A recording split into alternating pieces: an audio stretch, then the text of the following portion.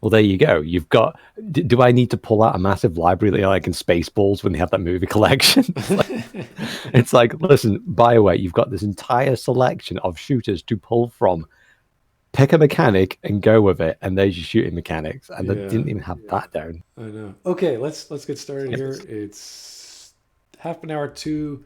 I might not cut this short. I don't know how much time we have, but thanks guys for coming. This is part 2 of our looking or critique of Chris Davis's, what do we call this? The defense of Mass Effect 3, Mass Effect 3's critique and defense of the ending video, which was 2 hours long. And we're at 1 hour and 20 minutes, so we have half an hour to go. And provided we don't talk too much, we should get done within the hour. That's never going to happen. It's like, there's going to be something. It's really funny because he's an all right guy, I assume, anyway. So it's just, yes. Yeah. His points are congenial, and he talks well. He takes his time, but it seems as if he'll take an idea and then he'll just expand on it and then jump to another part of the story and then he'll expand on that. So hopefully we'll focus just on the content of the ending and what's going on there, because we were kind of banging our heads against the desk here going, oh, what is he talking about? So hopefully this won't take so long and everyone can have a nice afternoon, evening, wherever you are, and that'll be that. We'll be happy to put this under our belt, and hopefully people will learn that there is such things as bad endings and why and how. And of course, if you have any questions about that, ask away in the chat, in the comments. I've done lots of analysis of this sort of stuff, and UDP is also very good at answering questions. So yeah, I think we're good to go. This gave rise to the indoctrination theory, which let people cling on to the belief that things were not as they seemed, and that Mass Effect 3 actually had a hidden ending for those prepared to dig in and examine all the evidence. As a high-level summary, the indoctrination theory goes like this. The Reapers indoctrinated Shepard on Earth at the beginning of the game. The child she sees isn't real, it's a creation of the Reapers. That's why the intelligence takes the form of this. I think that's wrong. I think it doesn't indoctrinate Shepard at the beginning, it infects Shepard. And it just, in Mass Effect 3, that's where you see the events of its effects. Not if it happened at the beginning, the whole game is a dream, so that would be really bad. Child at the end. After Shepard is hit by the Reaper beam in the final charge, everything from that point on is in her head as she fights for control against the Reapers. I'm not entirely clear how this all actually ends. Is an indoctrinated Shepard still allowed to make the key decision, or is all that fictitious? Theorists get a bit vague around here. It's certainly a cool theory. Secret endings and alternative readings are always fascinating. As discussed, indoctrination was one of the core themes of the Mass Effect trilogy, from Saurans to Thorians in the first game all the way through to the end with the elusive man. However, the theory doesn't stand up to scrutiny. Perhaps the biggest mark against it is just a quick application of Occam's razor. What's more likely, that BioWare, under a huge time crunch to get the game finished, made a mess of the ending which it later padded out with an extended version which supports that original ending? Or BioWare, in a huge game published by EA and marketed to the masses, decided to hide the ending with vague and unprovable references that only a minority of people would pick up on. And when you actually think about it, that ending isn't any good either. I'm usually loath to directly reference the work of other creators, but there's a video by Game Theory discussing the indoctrination theory back in April 2017, and to be honest, it's pretty bad. It's full of a bunch of... Yeah, he's nothing wrong with that. Being very rational here. He's like, yeah, this was the intended result. Obviously, it's not the thing that they wanted to do, and it's not what we got. So, yeah, I think we all agree it's a joke. It's not real. That's good. That's a good thing. Dreams are bad. Okay. Weak links and coincidences or statements that are easily disproved. It has over 3 million views though, so I doubt they will care about a little criticism from a nobody. While the video is nearly 20 minutes long, most of that time is spent recounting events of the trilogy and the anger around the original ending, and there's even a lengthy definition of what indoctrination is. It's mind control. The evidence listed is easily picked apart. There's a lot of focus on the initial appearance of the kid and how no one else sees him. This supposedly makes him a figment of Shepard's imagination. To me, it seems far more likely that no one comments on him because he is otherwise unremarkable, especially given what's going on, or they just didn't see him. At one point, the video states that the kid somehow escaped from a confined space when in the vent, as if by magic. During the air duct scene, your mentor Admiral Anderson calls the Shepherd, and when you look back, poof, the kid has disappeared. Mysterious how the kid pulled a David Blaine and escaped so quickly from a confined space. I mean, sure, that's one way to look at it. The other is that he just moved around the corner out of sight. And then supposedly it's weird that none of the soldiers helped the kid onto the ship despite helping everyone else. To me, it looks a lot like they continue to provide covering fire until the kid is on the ship, and then give the ship the go-ahead to take off, specifically once the kid is safely on board. Then there's the suspicious sounds. A Reaper is heard screeching once the child disappears, which is compared to the noise made when a Reaper fails to indoctrinate Paul Grayson in the novel Retribution. It's not easy to compare these sounds made in a game to those described in a book, however the references to a vague screeching noise are hardly conclusive. Yeah, okay, I don't know why he's using the indoctrination theory to defend the ending. I mean, this is like saying this made-up idea, which has no impact on anything, makes the story of what we got better. I don't get why he's going through all the motions. I think he's covering the basis that he's not a proponent of the indoctrination theory itself. Because when you're defending it, he's not trying to be because of this, silly theory or whatever. He's kind of going, no, this theory is completely been debunked numerous times by a mouse. That's, yeah. Okay. Yeah. I'm just kind of curious why he's going this route. It's not necessary, but let's keep going. Yeah. It's also worth noting that in the book, Paul Grayson was under Reaper control. Sometimes he was able to wrench back control for brief periods of time, but he had already been well and truly indoctrinated by the Reapers. It's not correct to say that they screeched when they failed to indoctrinate him. The video then suggests that the noise the Reapers make is infrasound, which we know is the sound used to control people through indoctrination. I'm happy to admit that this supports the theory, although again, if we take the more obvious reason, it's easier to accept that BioWare wanted the robots to make noise because it would be weird if they were completely silent, and so they used the noise that Reapers are known to make. Reapers would also presumably be trying to indoctrinate people on Earth, so of course they would be using infrasound. But sure, it's certainly possible that the infrasound is there to indoctrinate Shepard, who we know the Reapers see as the threat. The next part involves the dream sequences, where Shepard chases after images of the kid while surrounded by black shadows. Apparently the black shadows are also evidence of Reaper indoctrination and not just, vague shadows. The evidence for this is that the Rachni at one point describe the noise they hear from the Reapers as oily black. However, the Rachni also describe it as a sour yellow note, but this isn't acknowledged because it doesn't support that part of the theory. Yellow makes more sense because this is the colour of infrasound on the sound frequency. Darkness is also used as shorthand for evil. It's best not to read too much into some shadows in a dream. Yeah, I think I went over this in a previous video years ago, and this is all really just reaching. You're just pulling things out of their ass, trying to connect ideas. It's just pathetic. It's silly. I don't know why he's going through it. Probably because he also doesn't like it, but it's just like, okay, yeah, it's a joke. We get it. What's your defense of the ending, man? We've barely heard much about his defending, only from the previous video that we did. So, I think what is interesting is that during the development of Mass Effect 3, they did actually experiment with Shepard being indoctrinated.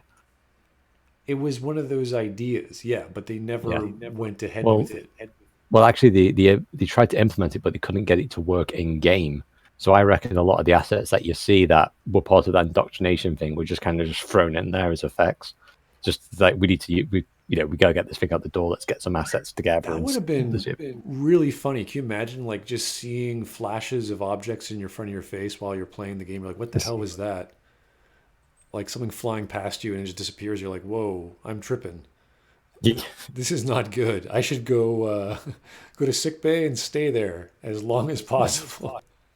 I'm not fit for duty at all. It's like, no, you're in charge. You're the guy we trust. It's like, I don't trust myself, okay? I just saw a flying bird that was dead. It doesn't make any sense. The video saves the best for last though. It ends by saying that all the concrete evidence that will conclusively prove the indoctrination theory once and for all is coming in a future video. Because now it's time to tackle the ending. Up to this point, we've only looked at evidence seeded throughout other parts of the series, but where it all comes crashing down is in the final hour of the game, where Shepard gets hit with sky beams, has heart-to-heart talks with Potter puppet pal versions of key figures in his life, and ultimately gets bored to death by our good buddy Hoodie McBiscuit. Only now, he's a hologram. like Tupac. But for now, the editors are giving me a really dirty look to wrap things up, since doing any video over 15 minutes puts a lot of stress on them. So hold tight, my theorists, more Mass Effect is on the way. 2 years later, that video still hasn't arrived, so Thankfully. I guess we'll just have to take his word for it. As much as I would love there to be a hidden ending to Mass Effect 3, one hinted at throughout the trilogy which rewards further research from its most devoted fans, there simply isn't one. Or at least that's my theory. My game theory. While on the topic of alternative endings... Yeah, they did the special call sign of that YouTube channel I never watch. It's like, I guess when talking about Mass Effect, if they were going to do a fake ending, then you need to establish that it is a fake ending. You know, like in Stalker: Shadow of Chernobyl, there are, I think it's about 5 or 6 fake endings in that one. Because if you do the game incorrectly, you'll get the fake endings, and you'll be like, oh right, that's what happens, and you see the results of said fake endings. You're like, oh right. Same thing with Vampire the Masquerade, although it's not a fake ending, but if you, let's say, go with the Quai Jin, they basically strap you to the sarcophagus and dump you in the ocean. There's a bad ending there. You know? Well, even with this ending, they could have patched it or done whatever they wanted with the extended cut, and that would have been, brilliant, because we weren't expecting a great change. But if they didn't, then we know, oh, they did a piece of crap, and they're trying to polish a turd, and it's like, no, it's still crap, buddy. So it's obviously the people who think by virtue of them just making DLC for free, oh, they fixed it, I'll play it. Oh, I got my dramatic scene with Kaden. I got my choice to do whatever. It's like, all right, it's more explanation, and they're happy, even though they don't make sense of that. They're not looking for logical consistency or meaning or things, because there's nowhere near, you can't even get anywhere close to that level of detail that you're hoping for. Like, imagine a Solaris style ending, the movie Solaris. It's like, okay, there's a lot of psychological reasonings and dramatic impact for what happened, but you still have no bloody idea what the hell happens to the guy once he starts getting absorbed by the alien liquid or whatever the crap it is when he decides to stay. If you want the dramatic impact, this was not the ending for you. I don't think you could possibly just go that route in this style of ending with denouement, with what happens afterward. Like, you have to really dump a lot of information at the character, because you need to know what the devil happened. You did all of these things, and they don't make any sense, and they don't seem to have any meaning outside of, oh, look, babies that are Krogan. Quarians might have lived in peace, and a bunch of little details that don't really add much to drama. And you don't do that with a denouement. Denouement has to actually explain things. I'd say this is the aftermath. Is it in the Control ending where you actually get to see if you make peace between Quarians and Geth, you actually see the Quarians and Geth working together? Or is that in the Synthesis ending only? I forget which one it is now, but it's like, well, then you don't need the Reapers, because they've just, that one little slide there is just proving it. Like, oh, yeah, you don't need the Reapers. Never needed them. Yeah, if you actually solve the conflict on Rannoch, then they would have naturally have gone that route anyway. So you could argue that Synthesis sped the process up, or Control just eliminated the Reapers, or eliminated them just being violent. But it's like, this is stupid. These are all things that people don't want, that you can easily just change and say, if I want Control, great. By the way, I'm going to launch all this shit into the sun. We're going to rebuild the relays. We're going to download all the information we want, and that's it. Goodbye, Reapers. But they can't do that, because Shepard's dead, and whatever that means. And now you have a galactic police state, which is insane. Which could have been done at any given time. Like, that was one of the variables that the Catalyst couldn't think of, was patrol the galaxy. Yeah. Are you kidding me? Just patrol the galaxy. You have who's going to stand in your way? Yeah, just sit there. Just like, oh, you're just a big monolith no one can understand. Don't poke the bear, it won't kill you. Great, that's it. No problem. Yeah. Same thing with the relays. Don't poke the relays. Don't touch them. They'll blow up on you. Okay, no problem. That's it. Yeah, problem solved. Yeah, so all this mystery about them being beyond our comprehension, reducing them to just don't build synthetics is pathetic. And it's like imagine if Asimov started reading a premise or writing a premise for one of his books, and then he gave it to a kid who doesn't know a thing about science fiction, and then he just starts, okay, AIs are bad. Okay, so we're not going to make AIs anymore, and we're going to make big robot AIs that tell you not to make AIs anymore. And you're like, whoa, kid, whoa, slow down there. Just think that through. I think you're a little too young to be writing science fiction. That's the kind of writing we got, and it's very hard to defend that. So hopefully he can. Hopefully Chris can do that. We're still waiting for a defense. That makes some sense.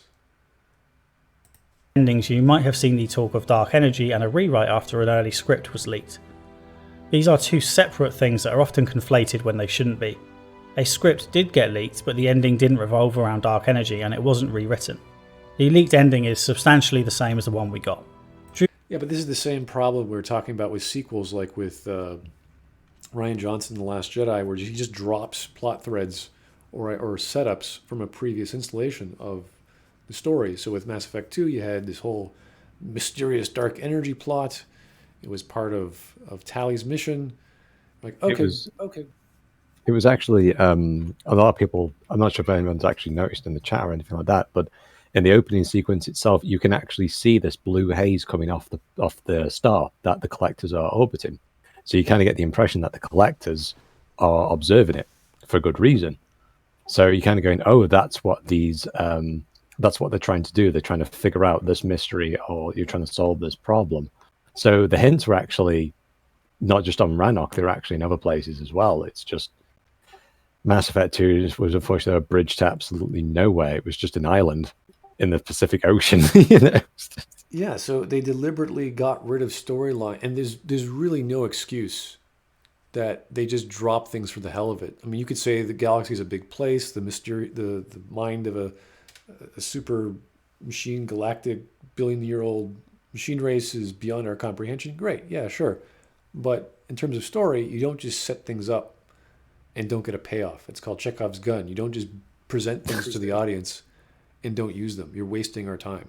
You're giving us expectations.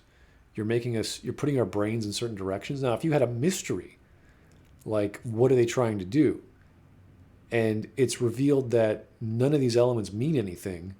You were being lied to, but not deliberately, not because of Sovereign was crazy or Sovereign was like trying to scare you. It's just like, no, that Sovereign was normal. He just said shit. And you're like, why? And there's no answer to why they're independent when they're not independent, or they're going to blot out the sun, or all this other crap. It's just like, this is dumb. This is reducing science fiction and all the hard stuff that the first game set up and turning it into a sci-fi Independence Day movie plot. And it debases the entire experience. You don't want to do that with science fiction. You never want to turn your audience against the creator because you don't know how to write an ending, or you don't know how to deal with setups that you've created, which proves that they did not have anything planned. And it's pretty obvious. I think Mass Effect 2 pretty much proved that. It's... Well, okay, you could argue that the second chapter is sort of the dark horse of a trilogy, and you could do all kinds of random crazy stuff. We see that with the Star Wars trilogy. You can get away with stuff like that. My only arguments against the Star Wars trilogy is that Star Wars was never intended to actually be a trilogy. It was just... It's like, Dragon Age 2 has nothing to do with the events of Ferelden and things like that. It's like, you've got different types of sequels, but Mass Effect was supposed to be an intended trilogy of one event would then match to the other, and Mass Effect 2 and 3 have nothing to do with one. In actual fact, you could argue that they go out of their way to dismiss one. It's like, what? No, that never happened. No, that never happened. What's this? I was going to say the Crucible then. The Conduit? No, that's the Conduit right there. That's the one, because it says it right here. The Conduit. Yeah. See? Not the one on Ilos. What's Ilos? We don't know what Ilos is. Yeah, we want to compare it to space opera that actually is well written. And the only thing I can point to is Babylon 5, where JMS actually wrote a book every year, like pretty much the contents of a novel, and he put that into a script. And that's how he did. But he already planned out what was going to happen at the end. He already planned out what was going to happen in the middle. And he had to fill in the blanks between the beginning, the middle, and the end. And problems like one of the lead characters getting sick or leaving the show and all that stuff. Like, he had to work with all those variables. But he was still able, it was one guy. Now, maybe JMS is a really hard worker and he's a genius. He could do everything himself. I'm sure he could. And he did have some writers. But we're talking about a game where every single element is planned out and nothing gets launched until everything's ready to go. You can figure this all out before you get to production. And that never happened. And we know that because of the conversations we read about from Chris Davis, from Drew, how they wanted the ending to be a choice between eating the galaxy or stopping the Reaper cycle because of the dark energy threat that's going to destroy the galaxy of, what is it, the Great Crunch, or the one of the possible end games of the galaxy death, the heat death of the universe, one of those. And that's what they were trying to solve. And that's why they were interested in dark energy and all this other crap. So we know that for a fact. That's what they were talking about. And then he says, yeah, well, stories change and it's not, everything's written in stone. But when you get this result, which is kind of like someone who hasn't actually read Asimov or all sorts of other great science fiction authors of the Foundation series, and they just don't get it. They just don't get what that means, what the meaning behind these genres represent. Ian M. Banks, that's his name. Drew Karpyshyn has stated that one of the ideas for the ending involved dark energy, which is substance created by the use of Element Zero and part of Mass Effect fields themselves. Under this ending, the reason for the Reaper invasion would have been completely different. Long ago, the Reapers detected a huge mass of dark energy heading towards the Milky Way. This dark energy would destroy the entire galaxy, and the Reapers had no way to stop it. In order to stop the dark energy, the Reapers... It was beings of light that were actually devouring stars and emitting dark energy that was causing them to collapse. Or am I thinking of something different? That sounds like one of the diaspora... Like, okay, we're talking about this sort of idea. This is a big topic on all the big names in science fiction. So Ian M. Banks, Asimov... I'm trying to remember all these other guys. But they all deal with death of stars or creation of stars or death of the universe or creation of the universe. This is common stuff. It's a common theme throughout these guys' books. So in order for that to work, you actually have to understand those books. Understand the science behind it. String theory, entropy. What do all these things mean? You actually have to deal with that. And instead of them doing that, they just invented a conflict that cannot exist, or there is no, I mean, it could exist. It's possible. It's possible that every time intelligent life comes around, they make robots that kill each other, but you have to sell us. You have to really sell that idea. And they didn't do that.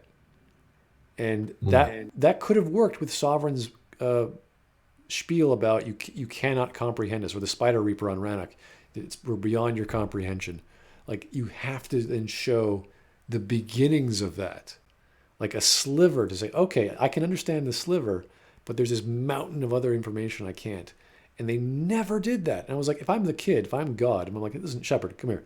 Okay, see this screen? This was a civilization just like yours, 2 billion years ago. It got destroyed by its robots. Here's one 300 billion years ago. It got destroyed by... Like, you just keep going and going and going. And you just have this big, long, large spreadsheet, but you never actually go into detail, because he's like, listen, I've been around, dude. You're going to die. You're going to be wiped out. No one's going to know you exist except for me. So I got to reprofile you right now, okay? Like the Catalyst does it. Right, here's a YouTube rewind of the Catalyst. Essentially, something like that has to come by. Like, he'll just be pulling up his files going, look, here's these guys. They fought us. They lost. And he's coming by right now. See that? There's the Reaper body. Look, he's doing great. You know? Whatever argument he's got, just show the argument. And we'll be like, that's creepy as hell, but at least it's something.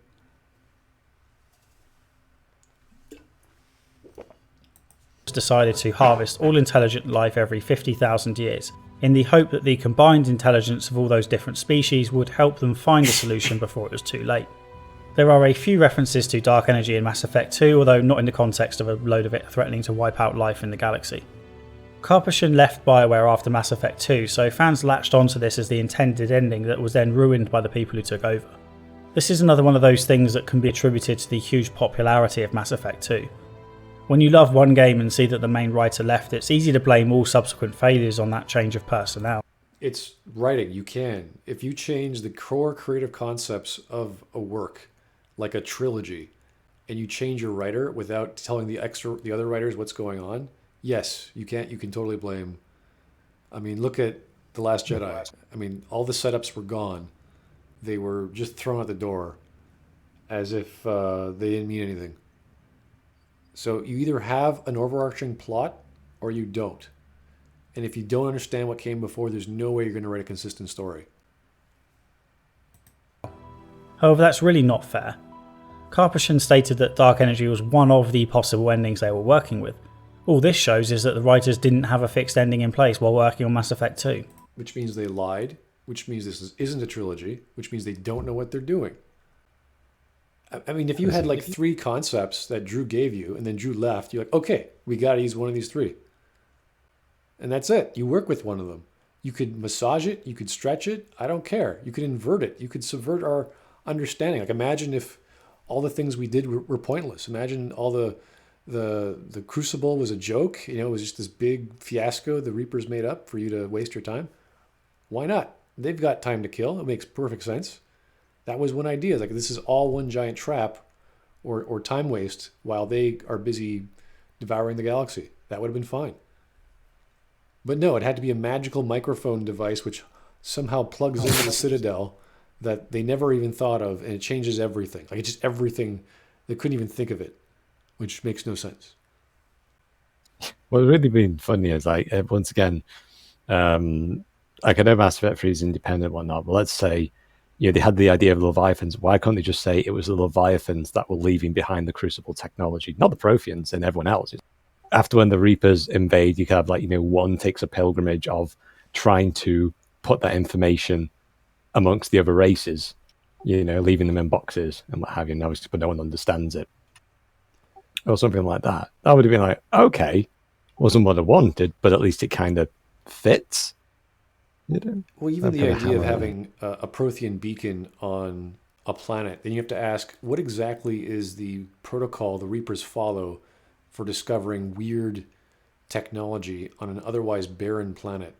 Like, do they remove it? Do they destroy it? Do they like keep it there? Like, what? Like, that's kind of a big tell for the rest of the galaxy to go, hey, you know what? There's these things called Reapers, and they're going to kill you. Like, oh yeah, maybe we should probably get rid of those clues. It's like, nah, don't worry. They're too stupid. They won't figure it out. This is incredibly disappointing. I can perhaps understand the ending being a work in progress during the first game, but after the success of Mass Effect 1, the writing team really should have nailed down an ending and worked towards it in the sequel.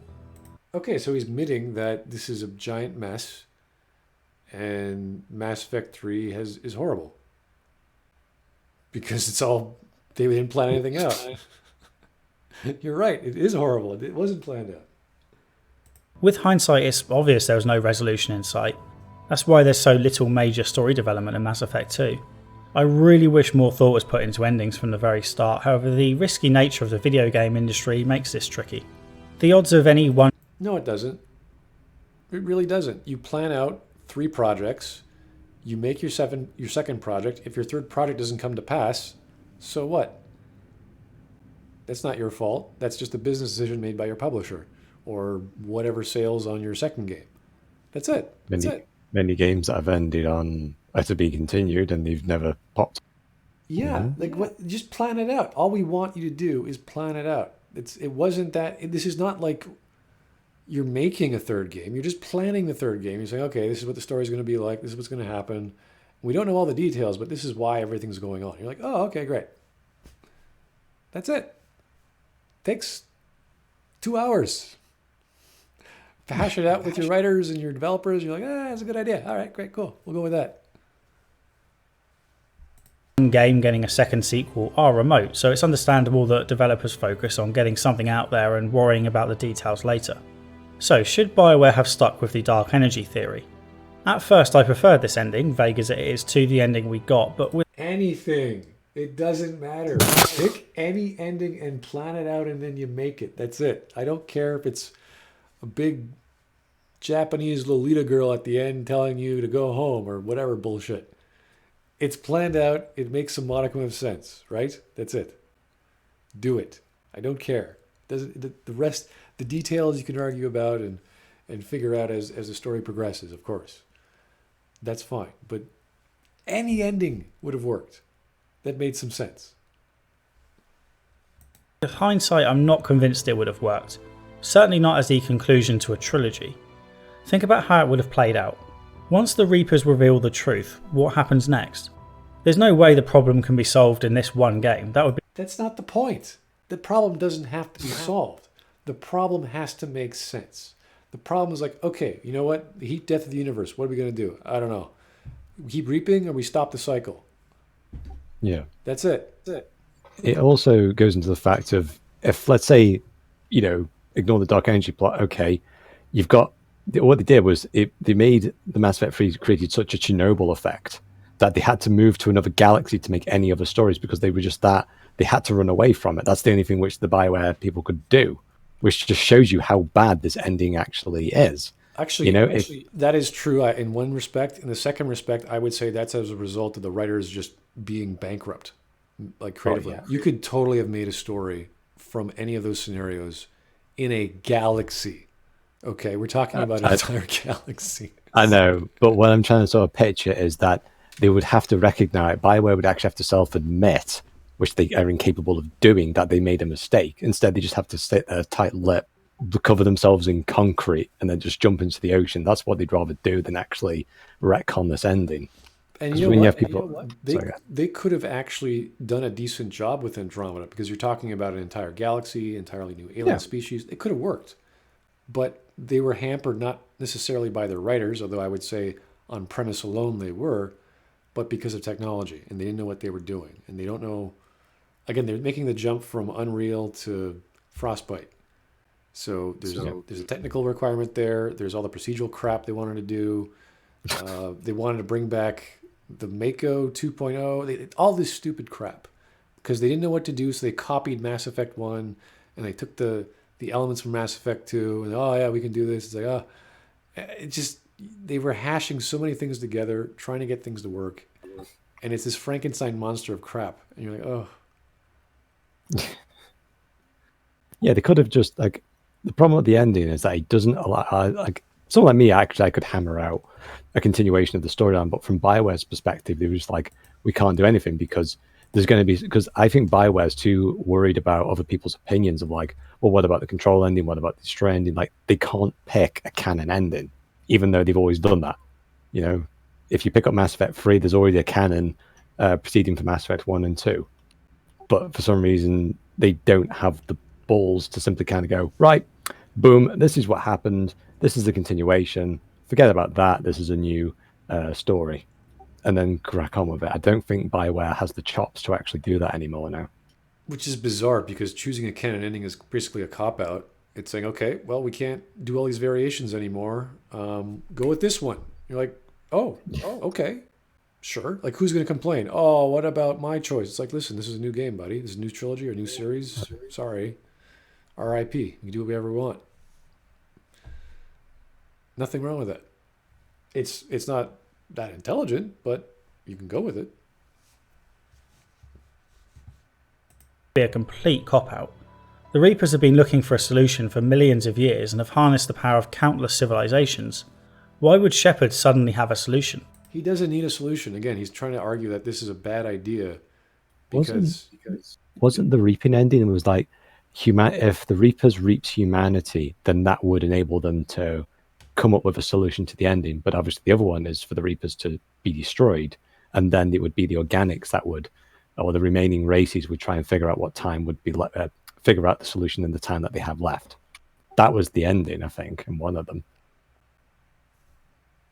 Yeah, we're all talking about theoreticals here, so... I think that was actually one of the discussions. It had nothing to do about Shepard coming up with it. Like, Shepard has nothing to do with dark energy or anything like that. I think that's a. I'm trying to think of the word now, but he's trying to interject something that is something else that isn't related to something else. You know, he's trying to blend them two together. It's like Shepard's role is either sacrificing humanity to save the galaxy or destroying the Reapers, and then everyone else tries to take the initiative to save the galaxy themselves. This is a very odd line of reasoning. First, he attacked the indoctrination theory. Then he's attacking the potential endings from Drew, all to justify that this ending is the better one. It's very strange. It's like these are all theoreticals. It's like, okay, but they didn't happen, so who cares? How is this ending any good? It's a very, like, I could easily just say, well, you know what, this ending that he's talking with Drew's amazing. He did the first game. Drew's an established writer. He has books that people love. It's like, what does Mac Walters have? He has comic books that suck, like really bad. I don't know if you guys have read Mac Walters comics, but dear God, Should that be for another video? they are just, yeah. If we want to go through a Mac Walters comic book, you're like, ooh. So that's not the coloring book. The coloring book might actually be better by virtue of having no dialogue. A Deus Ex Machina of epic proportions would be required. And the Crucible isn't. And the Star Child isn't? Like, what? How much bigger? And the Leviathans aren't? Like, how many more do you want? The base game has 3, but this one has one big one. Again, you could explain away or lampshade away a Deus Ex. If it's within the lore, like if gods exist, and what they do, in the Mass Effect world, they have these machine gods, and they have Leviathans, which are essentially gods. They have to explain away problems. They have to explain away things that the logic or consistency of the lore has created. And you can get away with that. Again, you can tell any story well. It's how you do it, even if it's crap. That's the beauty of writing. They could have taken the concept that humans or whomever are going to make machines and kill everyone, if they just explain it well and make the average consumer go, yeah, okay, I can see where he's coming with that. It happens every time, and he would know because he's speaking from authority. He's been around for billions of years, and he knows how things operate. That's what they had to sell us on, and they didn't. By the way, as an aside, the ending to Mass Effect 3 isn't a Deus Ex Machina, although... Yes, it is 3 times. The Crucible, literally a Deus Ex Machina you build. I don't care if you call it a god from the machine or you call it the Crucible from the machine or whatever. Same thing. Secondly, the Star Child literally comes out of frickin' nowhere and destroys all the lore at that point in time and invents whatever the Crucible is supposed to be. Thirdly, the Leviathans. Again, another DLC trying to explain away now the Star Child in the conception of the Reapers in the first place. They built Deus Exes for Deus Exes so one Deus Ex can use it to get the endings to work. I don't know how that's not the case. Is this Deus Ex Writers Revolution? It is insane. This is why this is one of the worst endings. It's bad enough to have one Deus Ex, but to start stacking them to explain the other one away is insane. It's like, oh, this god is not godly enough. We need a bigger god. It's like, okay, here's the Leviathans. It's like, what? Excuse me? Why is this a thing now? Did we really need this in the story to make it any more complicated? It's often described as such.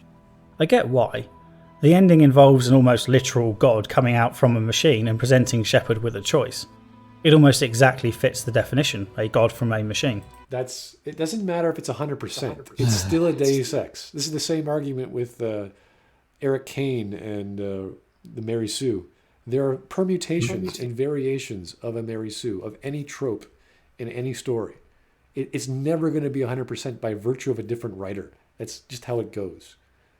You can spot the pattern very easily. It comes out of nowhere, it resolves everything, and everyone's hunky-dory because the god came by and, oh, you're okay now. Yep, and let's completely forget the whole fact that it can remove Shepard's agency. It kind of goes, right, here's the choices that I'm giving you, not the choices that Shepard would want, which would involve a cane and a Reaper's mouth and blowing it to Kingdom Come. Yeah, the classical example in, let's say, some Greek tragedies, you have people dying and then they come back to life. In the case of Mass Effect 3, Shepard faints, somehow gets lifted up above into the whatever, and he's suddenly fine. He could walk around, he could talk for 10 minutes, no problem. Like, no explanation how his health is okay, how his gun is working so well. None of that. Is it a second wind? Does his adrenaline kick in? We have no idea. However, a traditional Deus Ex Machina is more about a sudden and highly contrived solution that comes out of nowhere.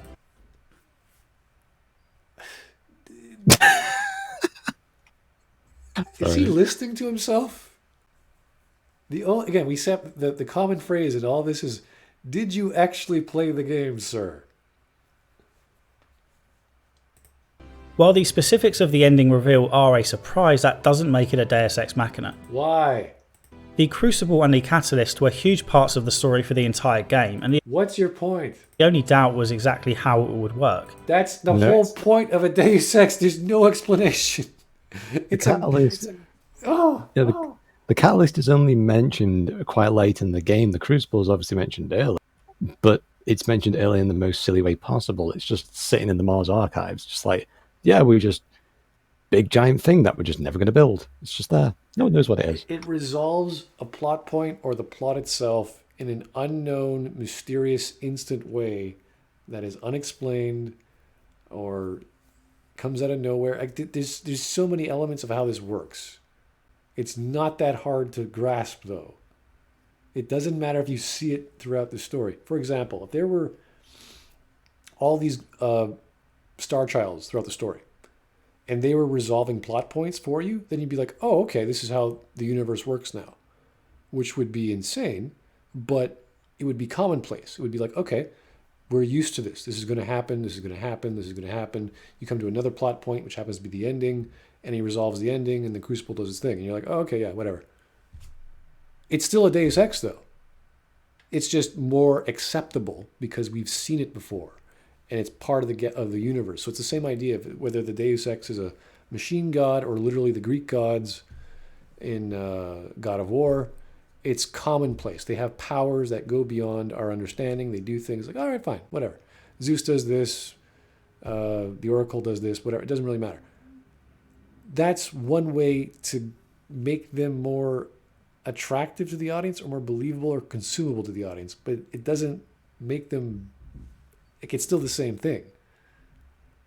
Like, you're still dealing with a bad idea, and the only way to get rid of it is to either eliminate it entirely from the story or to lampshade it with detail and just give it all this detail, like give it limitations, explain why it only wakes up once every often. Like, this kid comes out of nowhere for no reason. You're like, why?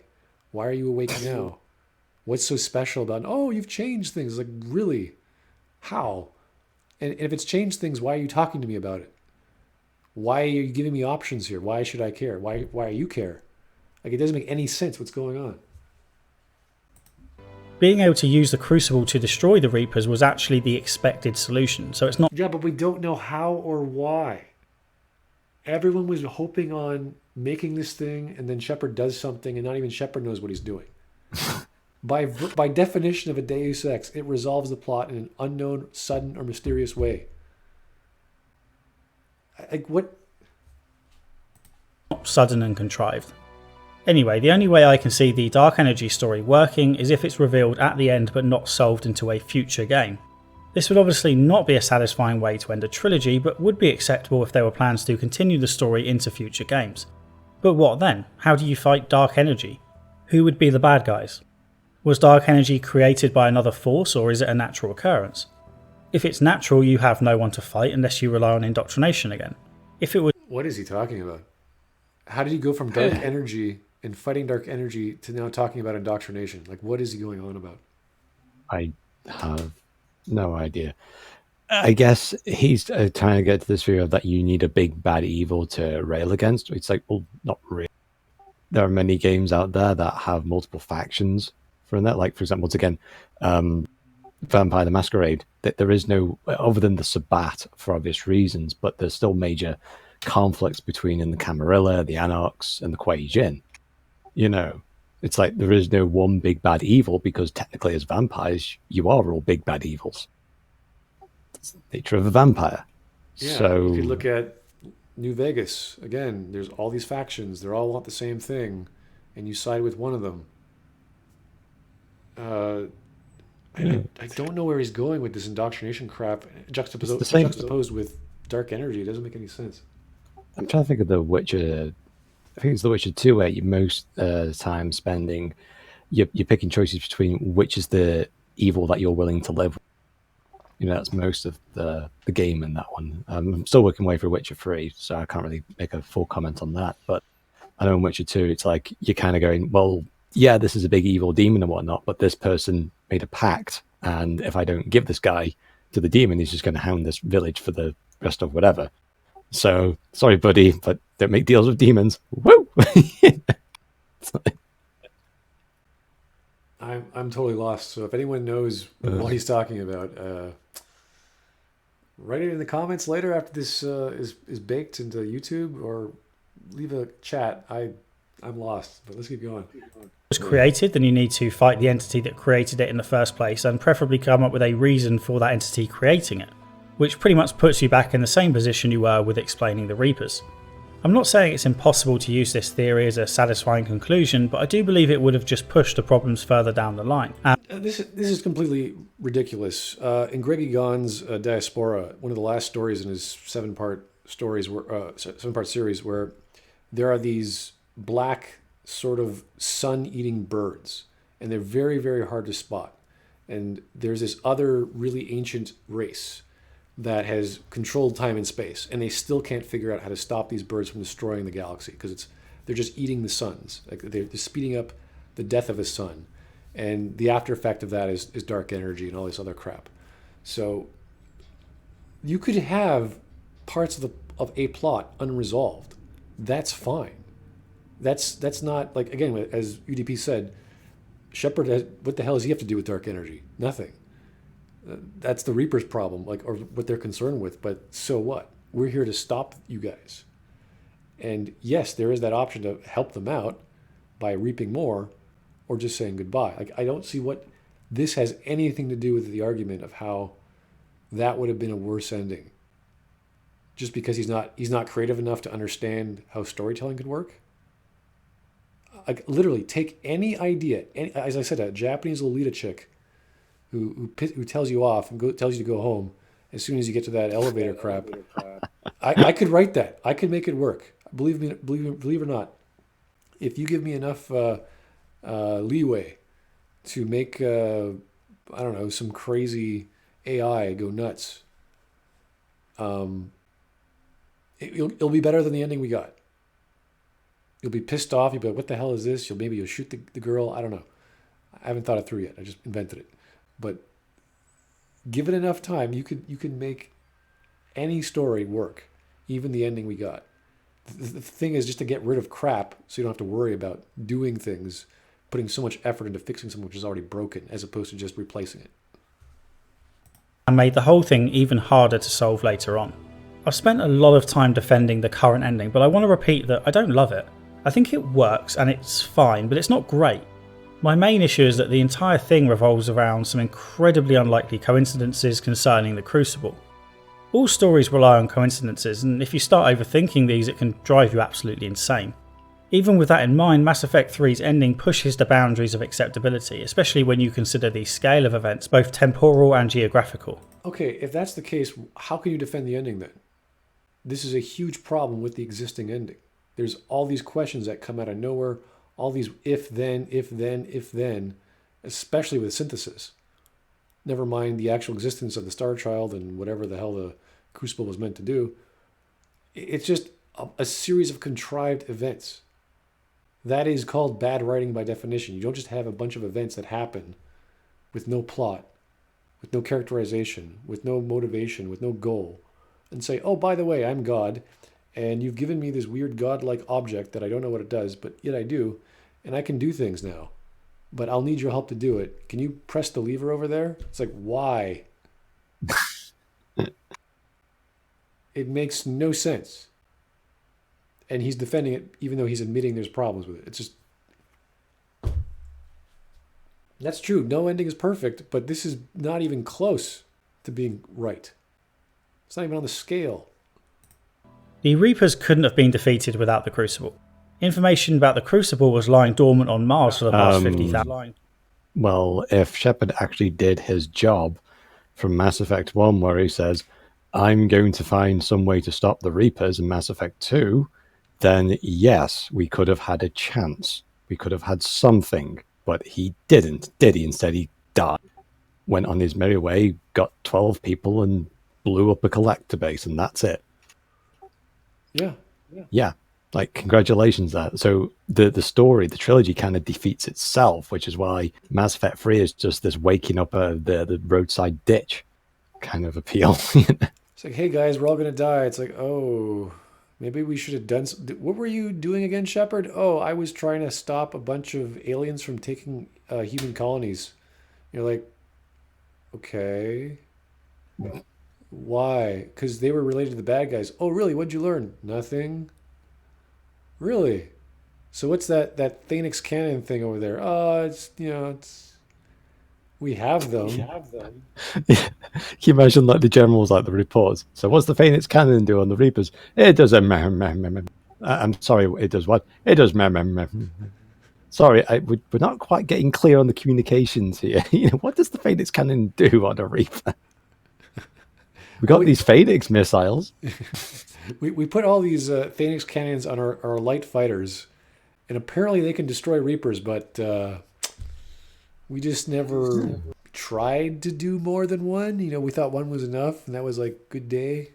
Yeah, the Normandy stole the only prototype, and the Turians didn't want to share. Which, by the way, because it was actually a Turian invention. So I don't know why the Alliance got mass-produced these things. Wasn't the Turians to be mass-producing it?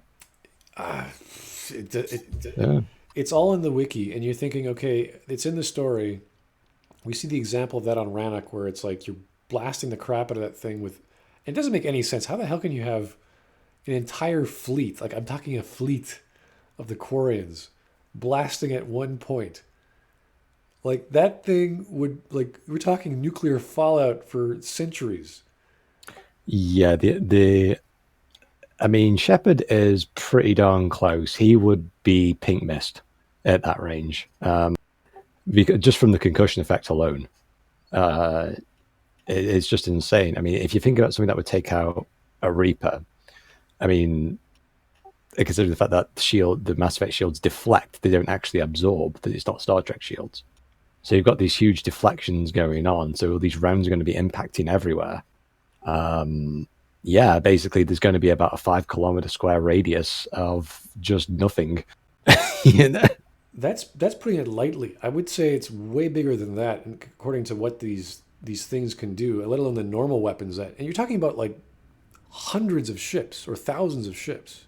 Then there's also the live ships, which they're glass cannons. They have no defensive measures, but they have weapons. It's like they're all pointing at this little thing on their planet. It's like, you guys are going to live here, right? You want to actually like live on this planet. You might not want to radiate it right now. Like maybe use something a bit more less lethal. Like just like how powerful how dense is a Reaper's hull or a Spider Reaper's hull? Like they didn't really get into that. They didn't even get into the fact that Spider Reapers don't have shields. It's like Reapers have shields. They all have shields. Yeah, like where did their shields go? Yeah, that's the big question, because we know from Mass Effect that without the shields, they're nothing.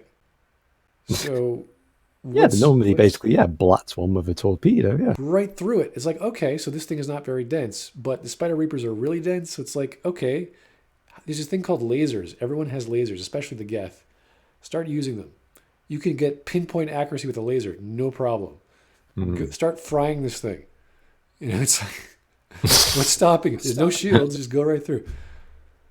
This thing starts melting. Like that would be a pretty wise decision. Just nothing explosive. Just just starts chewing away at the hull.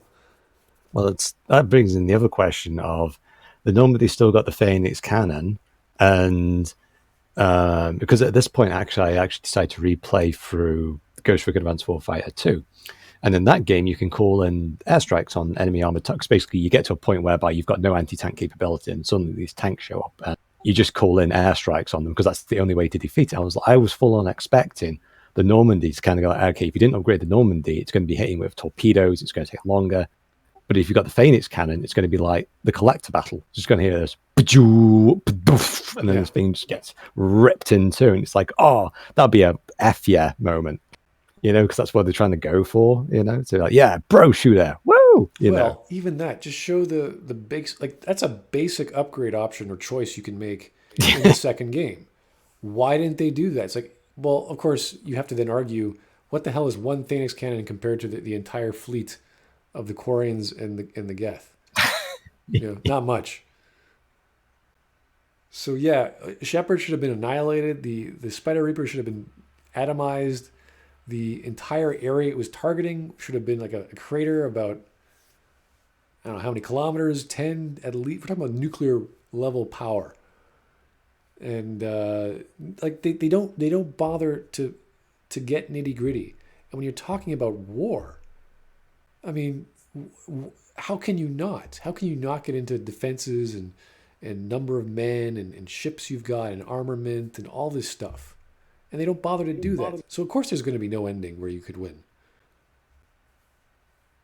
It's sad. It's really sad. Like, if you're going to give us a war, give us a real war. Explain it to us. Show it to us. This is a human ship. It has this. This is a Turian ship. It has that. And there's differences. You're like, okay, I got to move these highly defensive ships over there or these really fast ships over there, etc. That would have been, like, we want to see that. We want to see what these ships can do. We want to see what Asari ships can do. We want to see what Rachni ships can do. We don't get that. We don't get any details. It's like, nope, you can't win. There's too many. If there's too many, great. Can we still hit them? And the lore has said yes. The game has shown us nothing. Or two examples with the Spider Reaper on Rannoch and the Spider Reaper on the... well, this is all gameplay related. So the Spider Reaper on London. Yeah, this actually reminds me of a problem that Stargate had always ran into. And when they had the replicators, and they were like, the replicators, we can't defeat the replicators. No one can defeat the replicators. And then they literally found an ancient device that would magically make them all go away. And this is the exact same thing that's happened with Mass Effect, and it's so cheesy. It's so like, so lazy to do that. Like, this could have just been, they could have just said, the Reapers that are in the galaxy right now are the first wave, and now we have to deal with them for the upcoming games. There's your sequels. There's your next ending. There's your big bad ending, your big baddies for the next games or whatever. The Reapers are still going to be around. There you go. Done. And if you can't beat them conventionally, then how the hell did we manage to dock the Crucible? I mean, I've said this in another stream, but then how the hell do we manage to dock the Crucible at the Citadel? Why didn't the Reapers just blow it up? They had every single shot. In fact, they could have just rammed it and got rid of it. Yeah. I mean, considering that one Reaper spinal cannon can actually, you got a couple of super chats, by the way. One Reaper spinal cannon can destroy a dreadnought in a single shot. It's like, great. So we bought no defenses against that as well. Good job there, military. Let's not react to the threat, shall we? Let me get the super chat. Alternatively, you could just do what they do in Halo and combine several high-yield nuclear weapons to amplify their power. That's true. Pretty sure Reapers can't survive temperatures greater than the sun. Yeah, exactly. If their shields are down, you don't have to worry about it. And if the shields are still up, well, they're still privy to thermal energy, so that would work. Lasers would still work. Like, that's the thing. Like, we have lasers. It's detailed. We have we have those stupid Guardian lasers in Mass Effect 2, which are cannonballs or whatever the hell. And we also actually lasers. In Mass Effect 1, it's actually described that some of the rounds that you can use have the chance of bypassing shields altogether, and I think that's what the disruptor torpedoes are based around, or vice versa. I forget which one it is. So it's like there is a chance. So we do have weaponry that can bypass shields. Right, and this should have been an entire subplot where you're fighting the Reapers, and people are giving reports, hey, our conventional gunfire is not doing a damn thing, but our cannon from our Mako seems to be penetrating the shields. You're like, why is that? And they start doing tests. And it's this mad dash to get the weapon working for the ground troops, the air troops, the space troops, whatever. And you're constantly researching and figuring out reports like, what did the Sorry just figure out? Oh, we could injure a Spider Reaper, but they repaired themselves, or we can hit a Banshee, but it comes back. I was like, wow, what'd you do? And that should have been an ongoing thing.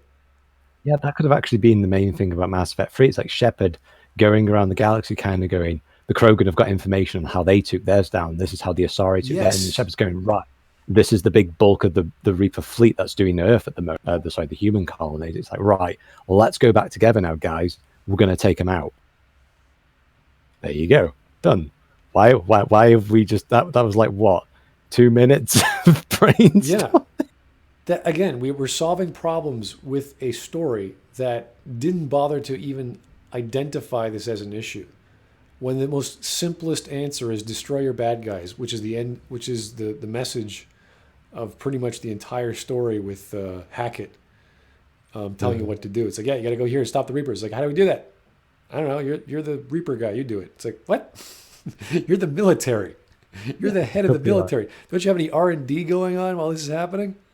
And you use the Normandy stealth drive like a kind of XCOM, like Shepard's basically Yes. going into Reaper facilities and XCOM, stealing yes. technology and things like that. Yes, XCOM's good. Be like XCOM. That's what it is. This should have been XCOM for Mass Effect. It's like, oh my God, look at all these alien species. Like, can you imagine not the mechanics, but the setup of like, okay, you have to now capture a Banshee alive. Shepard's like, what? Are you crazy? You're the only one who could do it. You have the... It's like, okay, great. So you go to where all the Banshees are. So you go to the Asari, what is it? The Samara's daughters Conclave or something. Right. Like Yeah. that. You go to that church thing, and you got to like capture one. So you try all these drugs. You try all these air canisters. You don't know what to do. You just ram the crap out of it with your fist. It just passes out. Like, that would have been brilliant. Yeah. Everything you're doing is to stop the Reapers, getting new technology, figuring out their weaknesses, blah, blah, blah, blah. Yeah, sure. Have some diplomacy, have some negotiation going. Yeah, of course. Treat some indoctrinated people, figure them out, whatever. But not this big, stupid, pure plot-driven story where it's like, oh, Krogans. It's like, not saying it's bad. I'm just saying it's not the point. Point of the story. Stop the Reapers. 1,000 years, and we happened to find it just in time to get it built. Likewise, we found the catalyst at pretty much the last possible moment. The Crucible was the work of many cycles who passed the information down to the next, who then made slight improvements and passed it on themselves until the current cycle managed to merge it with the catalyst. How did the information get passed down each time? Presumably it had to be hidden well enough that the Reapers never found it, but not so well that future species wouldn't find it. But the Reapers did find it, and they didn't care. We are aware of this, but we did not. It's like, I think lines to that effect. It's just asinine. It's like, we knew of it, and we didn't care. But now that it's on our doorstep, oh wow, we weren't expecting that. It's like, are you kidding me? How stupid! Like, those two ideas do not make sense. It's like, oh, here's a technology we see a bunch of species over the years making stuff. We're like, I don't know, whatever it means. We're too uninterested in it. It doesn't even bother us. And then all of a sudden, wow, we never thought it could do everything we've ever wanted. That big question we've been striving for all this time. It's insane. Oh, I got another super chat. Thank you, sir. The Crucible should have just been a giant cannon that blew Reapers up. Not very cerebral. Yeah, well, that was part of the remake Fixing Mass Effect 2, where I looked at the Klendigan weapon, because that was a actual lore-based example of a really damn big gun that Tim told us killed a Reaper. And you're like, oh, okay. We should probably go get that. And everyone gets a Klendigan weapon on their ship, or whatever the hell the reason is. I think, yeah, that's going to throw this idea out. But I was thinking, like, maybe you could have like your last resort option, whereby they allow the Reapers to invade and start harvesting a system. So there's going to be a lot of Reaper ships in there, and then they just detonate the sun, and it just takes out everything. You know, so you've got your last resort option, and maybe this was one of the endings that you could actually possibly have. It's just basically it's going to be a massive rear guard operation to basically launch this item into the sun, and the Reapers are all going to be stuck there. It's basically going to create a massive black hole, because I doubt even the Reapers could survive that. It's just going to draw everyone in. It's like, right, if you don't do this, then we're just going to annihilate all of you, all in one go. And the Reaper's like, you're bluffing. It's like, guess what? Boop! And that's a bad ending, but it's an ending that still resolves. That would be like the ultimate renegade. Yeah. And there would be 2 steps to it. If they couldn't get to the Charon relay to blow that up, then blow up the Sol system, then they just go straight after the sun and do the same thing. Something like that. Like if there would be like a complication, a hurdle, and you have like, oh, we got to change our plan. Don't worry, we've got another bomb. What are you talking about? The sun. Like what? Yeah. Whoa. You can even actually have that, like I say, as a paragon option whereby you're trying to save people. It's like, what's the point in defeating the Reapers if nothing of the galaxy remains? But maybe that could be a state that you could leave the galaxy in. It's like this idea of like, because sorry, I'm confusing myself here, but people aren't understanding the impact of what this war would actually have. It's like after World War II, entire cities were just desolate, utterly, completely destroyed. It took many decades to fully repair themselves. Imagine what a galaxy would be like in repair. Like, imagine the conflicts that could arise from that. People, the have-nots and haves. Like, it's going to cause many problems, many tensions. And bringing it back to the ending we actually got, how the hell did they repair the relays Yeah. in time for normal service to be resumed? How did any of this even happen? Well, anyone who's stuck at the past the Charon relay is stuck, because if the Arcturus one is blowing up as well, which it is, no one's there to repair it, then how can you repair it? How can you connect to it if the thing's damaged? Exactly. Yeah, so everyone's still cut off. So entire sectors of the galaxy are still... Yeah, the ending's just worse. We've just made the ending worse with that.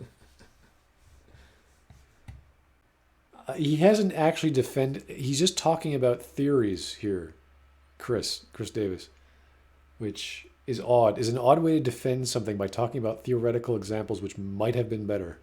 So, let's continue. On each occasion, it wasn't found early enough to stop the Reapers. Did every cycle discover it at the last minute like we did?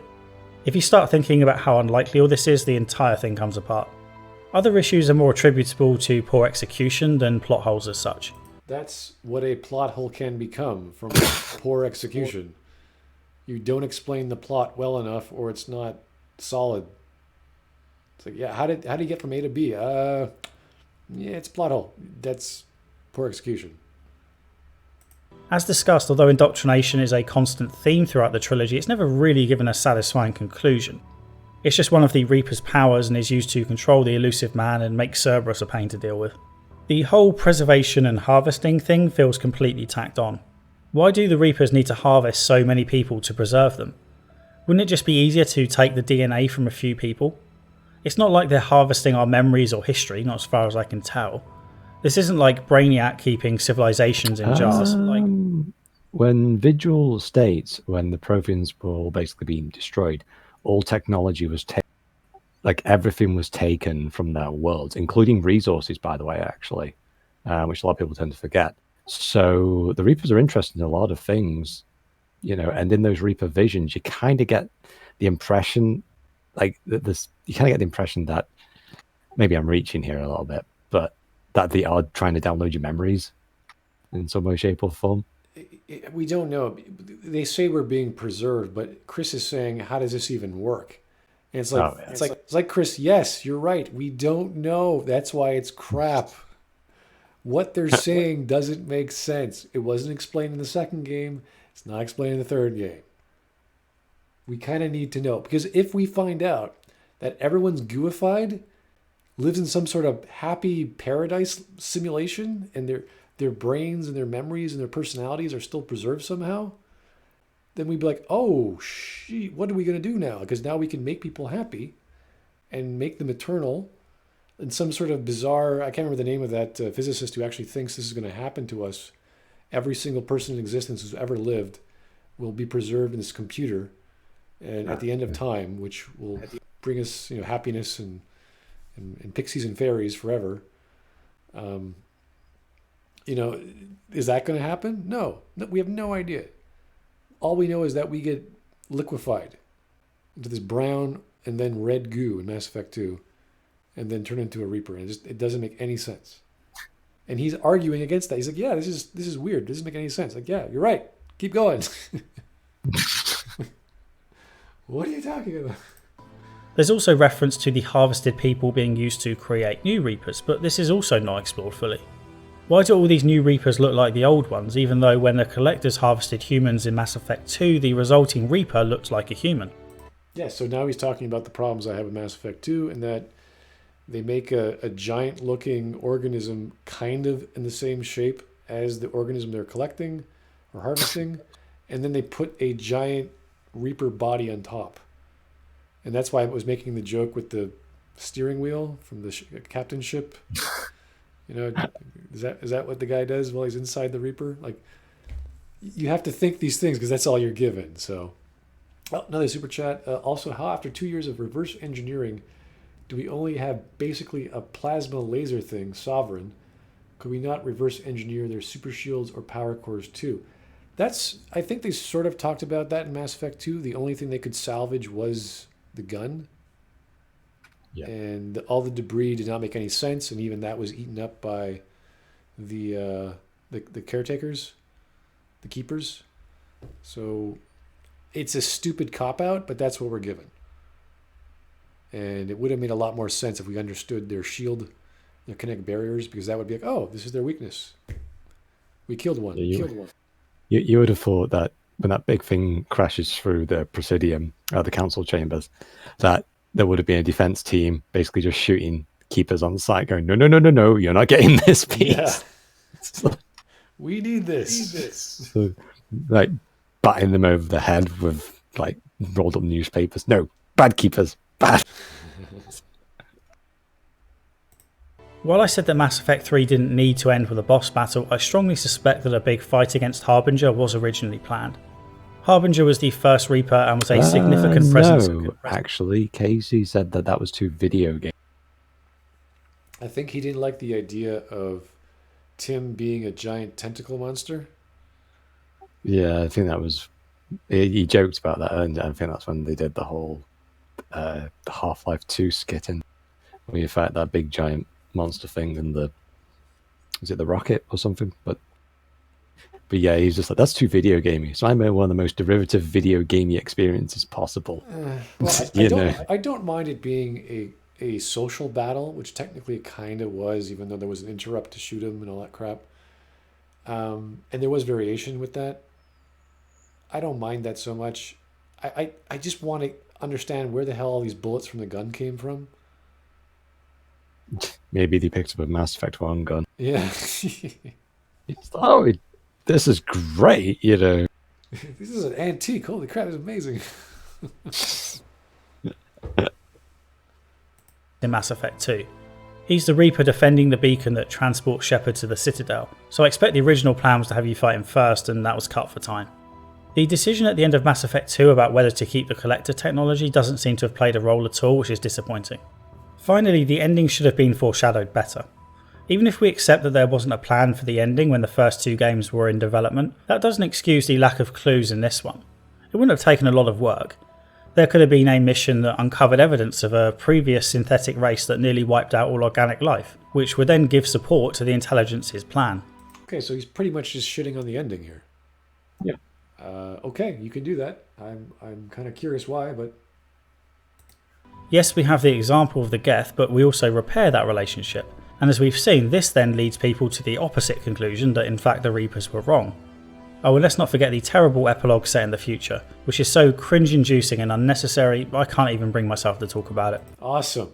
See? He's not dumb. This guy actually has taste. He's like, you know what? This doesn't make sense. This is bad. I don't like this. It's like, thank you. You're making sense now. This is a horrible epilogue scene, if anyone doesn't know this. Plus, they have to buy the frickin' background image from whatever the Shutterstock, whatever it was. I think it was actually one of Apple's stock photos that you find on their computers. Really? Yeah, in actual fact, on one of their advertisements, they did a redoing of The Walking Dead's thing where you see Shepard running towards a house, like in some farmyard field, and see a Reaper destroying it. It's actually from The Walking Dead. It's like that's how lazy they were. It's like we're pressed for time. What should we do? Release the stock images. I think Casey just opens this door and all this blood just comes out. Same thing with the I want it to be a little present that only she would give you, and to put on your dresser. It's like, dude, just do it right. Don't stock image the shit. Just do it right. Couldn't do that. Yeah. It's like, keep in mind that Shepard's already seen Tally's face. He doesn't need a stock photo of Tally's face. Plus, that would be like, isn't that a big thing with Quarians to not, like, you only show your face to people who you trust or you're intimate with? So why would you take a photograph and just put it, like, it doesn't make any sense. Matter of fact, I think it's sharing a suit is like one of the most high levels of trust, but Tally went to that next step, didn't she? It's like, this is how committed she actually is, and that's a cool thing. And yet they just completely butchered that idea. I remember actually originally they were going to have Tally die. No matter what he did, Tally was going to die, and he told Patrick Weeks, and he was just like, what? There's actually that panel. Yeah, there's actually a panel where that was it, Patrick Watermilk, and he's basically saying, Preston, sorry, not Patrick. He was saying that originally, a lot of people were going to die. Like Liara was going to die. Liara of Vermeer Survivor was going to die. That was supposed to happen on Ilium. Tally was going to die, and Tally was actually going to originally be a squad mate. Things like that. Yeah, that would piss a few people off. Yeah.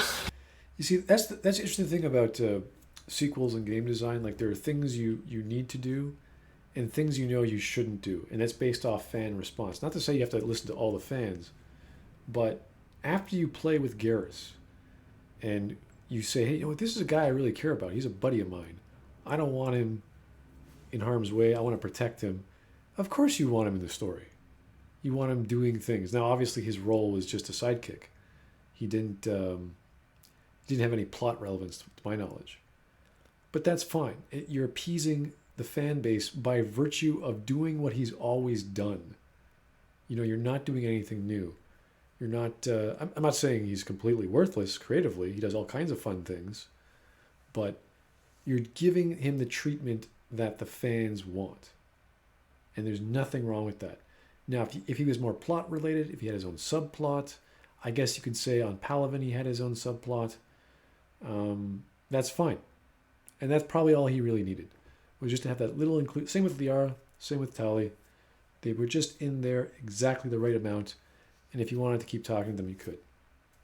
So to pull them out completely would just break people's hearts, and you have to have a really good reason to do that. This gives just give me a good idea there. Essentially, Tim should have been working with you, and instead you should have had that command discussion table, and that's where the conflict should have been in terms of how to resolve the Reaper threat. How you're going to deal, and that's where if you don't agree with Tim all the time, he will inevitably backstab you. But if you agree with him all the time, he isn't going to backstab you. But the Solarians might. It doesn't make sense that Tim would not involve himself directly. Like, if he was so concerned about humanity, and he's a bit crazy, he wouldn't be doing everything in the shadows. He'd be only showing, he'd be talking to you openly. Like, he sort of does talk to you openly on Mars, where he addresses you, but he doesn't have a public image. And there's nothing wrong with having a minor public image while you're hiding everything else behind, because that's the kind of character Tim is. So if his idea was to have Sanctuary be this big thing, make it a big thing. It wasn't a big thing. It was just like you go to Sanctuary to escape. It's like, okay, that's weird. Why isn't it advertised? Why didn't Tim have like all this marketing campaign? Why doesn't he, go crazy? Like that's what Tim would do. He would make this, he would use all his resources to do whatever he wanted. And he would start saying, listen, the Alliance is failing you. I could help you. And you'd have these choices in every scenario, in every mission. Do I do things for Cerberus? Do I do things for humanity? Do I do things for everyone? Do I do things for the Krogan? Who am I helping here and why? Like that to me would say Mass Effect a lot more than even Mass Effect 1 was, because then you're trying to do what you ultimately wanted to do in Mass Effect 1, which is save the galaxy. But how? Who? Which faction? Who do you side with? And that would have been even a simple way of getting what's the term, the faction points, or the appreciation of everyone else to help out and listen to you when a certain challenge comes by. Yeah, I think that's where I kind of want it to be more like Divinity Dragon Commander, where you're having to appeal the 5 races, and they'll come forward you with an idea, and they kind of go like, right, I want to do it this way because this benefits me. And another is kind of go, well, actually, yeah, that benefits me as well. But then the other 3 will be like, this doesn't help us whatsoever. In actual fact, here are the problems with this plan. And you need to have that kind of shepherd. You need to make a choice. There you go. It's going to have a cost to it. And it should have involved, yeah, you're right. It should have involved all of the races at once. And yeah, rather than this piecemeal kind of, oh, you're now talking with the Solarians and the Krogan, and they're the Turians, and they're the Asarians. It's like, no, you would have everyone on one place. Yeah, it's kind of like a Babylon 5 in a spaceship. Everyone just sort of, okay, this is the SS Victory. We got to save everyone's lives here. You're with us or you're without us. And that's when like the Solarian counselor would have her problems, and you'd have to like, listen, you're coming with us or you're not. Which was going to be, So the Galaxy map could have basically been a card game whereby it's like, what assets do you want to put down there that would appease and things like that. Where do you want to? You've only got so many forces that you can't defend everywhere. And I've always said that the first cinematic trailer, Mass Effect 1, should have basically been Mass Effect 3 throughout the entire game. You have to you're basically picking a choice between 2 locations. Like, you can only go to one place, you can only send your forces to one area. Because if not, then both of them are going to die. There you go. Yep. That would have been nice. But anyway, let's go back to Chris, and he's talking about how bad the ending is. Perhaps the most damning thing about Mass Effect 3 was that so much important and enjoyable content was carved out for DLC. I can't find definitive evidence to support whether this was a BioWare decision, an EA one, or a bit of both. I suspect EA insisted on DLC, but as to whether it had to be so crucial to the experience is debatable. There are 4 pieces of DLC. I would only describe one of them as optional, and that's Omega. In Omega, you work with Aria T'Loak to take Omega back from Cerberus. It's relatively run-of-the-mill content, fighting in the same sort of indoor environments you're well used to at this point. A new enemy type known as Adjutants is hyped up to be some big unstoppable threat, and there are some tense moments where you explore dark rooms via flashlight. However, in the end, the Adjutants are a complete pushover and not even a threat in large numbers. Story-wise, we learn a little more about Cerberus's attempts to create a race of superhumans via Reaper tech, but it's not especially important. The boss is disappointing, relying on the well-worn cliche of playing chess to show that he's strategic before just giving up at the end. I enjoyed getting to fight alongside Aria, who I'd spent time with in the books as well as the games. She gets a couple of good moments, such as storming into Afterlife, however there are also a bunch of annoying bugs to deal with that slightly spoil the experience. I'd say it's worth playing just to see more of it. I've never played this, and I never will, so yeah. This was made by the Montreal studio, so... Yeah, it's the B team, right? Or the non-existent B team. Omega outside of the official districts, but you can feel free to skip it. The rest of the DLC is borderline essential, including... What does this have to do with the ending again? Don't know. On-disc DLC called From Ashes. It's a bit late to get into the ethics of pre-order DLC, and you probably know my opinion on it. From Ashes sees you head back to Eden Prime from the very beginning of Mass Effect 1, where you eventually uncover a Prothean who has been in stasis for the last 50,000 years. You can see the climactic... Impossible. The Protheans on Islus couldn't last more than a couple of centuries. Yeah, and yet this guy just lives for 50,000 years. No, sorry, no. Yeah, this was one of the major oversights. If you have an entire colony of people on Islus that couldn't last that long, even though they were designed to last that long, and the AI is like turning them off. It's like, why didn't you just wake them up? Like, okay, wait 20,000 years. Wait a really long time. All right, now you can wake some of them up. I think it's safe to say after 10,000, the Reapers have done their job. But yeah, to be safe, 20,000. All right, fine. Nice round number, 20,000. But no, we'll just kill them off. It's like they're dead anyway.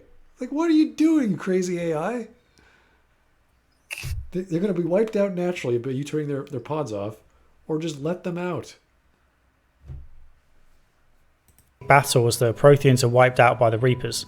There's some great footage here, and I loved getting a few glimpses of Prothean society, but the big part is that Javik, the Prothean you awaken from status, can join your team for the rest of the game. He was one of my favourite companions and gives you a bunch of insight into Prothean society. Liara spent most of her life studying the Protheans, and there's plenty of questions for Javik, although she doesn't like all the answers. Turns out the Protheans weren't great one of people. her questions would be is like, why aren't you looking like the ones on Ilos? Why have you changed your entire genetic makeup to look like an entirely different species? You look very different than the statues you built. Why is that? Yeah, the statues they built, not Ilos, there's also other places as well. So it's not just like, oh, that's another alien race. So no, they're Protheans. They just completely retcon. And the visions that you had, as well as she had, were also the same. So it's like, okay, like, why and how did that happen? Some people, when they were talking about like, oh, those are I think they're called the Asurians or something like that. It's like, right, okay, then why would the Protheans try to warn other Protheans about the Prothean death on a Prothean planet using a Prothean communication system, and then use another alien race which came before them, which they probably have very little evidence as part of their warning? It's like these saying these alien races are trying to kill humanity. What picture shall I send? Here's a dead whale. Yeah. Not only that, let's make some dead whale statues. Yeah, or a dinosaur. Like, here's a picture of a dead T-Rex. And they're like, what? People. Protheans saw themselves as more sophisticated and therefore better than all the other species. They undoubtedly acted like dictators at times. Troublesome revelations aside, Javik is a surprisingly funny member of the crew to have around, as he comes to terms with the races he used to consider primitive, suddenly leading the charge against the Reapers. I find what primitives lack in aim, they make up for in ammunition. 50,000 years ago, humans, the Asari and the Hanar were spared by the Reapers because they weren't developed enough. Likewise the Rachni, although that one's a little weird because Javik says that the Rachni were a formidable foe even back then, which suggests they were vaguely sophisticated. It was also interesting to discover that the Protheans ultimately lost their fight against the Reapers due to the activities of a Prothean splinter group that worked against the Protheans after being indoctrinated by the Reapers. No, it was because Sovereign went to the Citadel, activated it, and all the Reapers poured through and shut down all the mass relays. Did anybody play Mass Effect 1? I'm getting tired of this. I legitimately am getting tired. Play Mass Effect 1, you kind of go, oh, this is a huge problem. Yes, and they just poll vote over. Not a problem. You know. Yeah. In other words, it was the Prothean equivalent of Sorry, Cerberus. just, oh. Of course, Javik conveniently can't help with any of the big issues like identifying the catalyst because he was a military guy. It's a shame Vigil, the Prothean AI back on Ilos, didn't mention this, come to think of it. Perhaps the most annoying part of this being DLC is that Javik would have served as an excellent way to introduce new Mass Effect players to the world. Javik has a good reason for not knowing what the hell is going on, so if new players are confused they could just let Javik ask a bunch of questions and have Shepard explain it. James feels this role a little, but he's so dull you won't want to listen to him any more than you have to. I've already discussed the Leviathan Dlc where you meet survivors of the race that created the intelligence in the first place. This simply had to be part of the base game. It changes the nature of the ending to one of complete shock to one of gradual understanding. It really doesn't help the ending one bit. It's like, oh, the Reapers came from something. Wow. That's great. Does it make any better sense? Nope. It goes against what Sovereign says when it says we are infinite. It's like, oh, so who created you? Yeah, those guys. But we're infinite. Like, what? Well, you do have a beginning. Isn't that what Sovereign says? We have no beginning, we have no end, we are eternal. I think they sort of forgot what their story was. And we know they didn't plan it out. I think even Chris is aware that they didn't plan it out. But they take all the major points of lore and they say, yeah, we're not worried about that anymore. It's like, why? Why wouldn't you care? You have to actually build upon lore. You don't just erase it. You also need to play it because it stars Alan Dale, aka Jim Robinson from Neighbours, and Caleb Nichol from the OC, plus other stuff as well, but those are the important ones. Finally, there's the infamous Citadel DLC, where you get the rare opportunity to go on a big mission with your entire crew, and eventually come face to face with your clone. It sounds silly as hell, but it's fun silly, and if you've... It has nothing to do with the ending. It does not help the end. It makes it worse. Everyone is on shore leave while the galaxy gets eaten. That does not make the story better. You just want like Shepard like having a couple of drinks, and then it flicks back to Earth, and it's just like carnage. It's like Terminator 2 introduction. It's like, and he just keeps on flicking back and forth. It's like, let's go grab a beer and go to the slot machines while like millions of people die every minute. You can actually even have a body count for every drink he takes. It's like there's 2 million, there's 3 million. Every push-up, every pull-up on that bar by James, like, 100 species gone here, 100 species gone. There go the Elcor, there go the Volus. Yeah. It is disgusting. This is not like a general war tour. This is the end of everything, guys. read the comics, it isn't quite so out of left field. Things kick off when Shepard tries to have a casual You read the comics, which is interesting. You have to read supplementary material for something that's only strictly to the game. Like that, no, if I have to do homework, this is bad. The ending is so good, you have to read a comic book. It's like, the ending makes no sense. Well, you have to read these 5 books that they released. What 5 books? These ones right here that I'm selling to you right now. Yeah. Oh, bad. No, I don't mind if it came with the download of the game, or you bought the game and it came with stuff and it's like supplementary material for the heck of it. That's nice, but not because of it. Interrupted by an attack on the restaurant. There's a new character called Agent Brooks who befriends Shepard before it's revealed that she works with the clone. Brooks used to work for Cerberus and tracked down the clone's body after Cerberus decided to dispose of it. You still only have 2 companions fighting in the field with you, but there are loads of returning faces who help out on the sides, a bit like at the end of Mass Effect 2. I like how her hair is exactly the same style. Yeah. Exactly. It's like they couldn't change that up at all. Couldn't even have like an evil beard or anything. Or makeup different, like cosmetics. No, it's exactly this. He's a clone. How do you clone biotic? How do you clone biotic? How do you clone makeup? How do you clone what the hell is going on? The Citadel DLC also has some great jokes and moments of light relief that would have been welcome in the main story. There's Shepard noticing a couple of her annoying quirks when she comes face to face with her clone.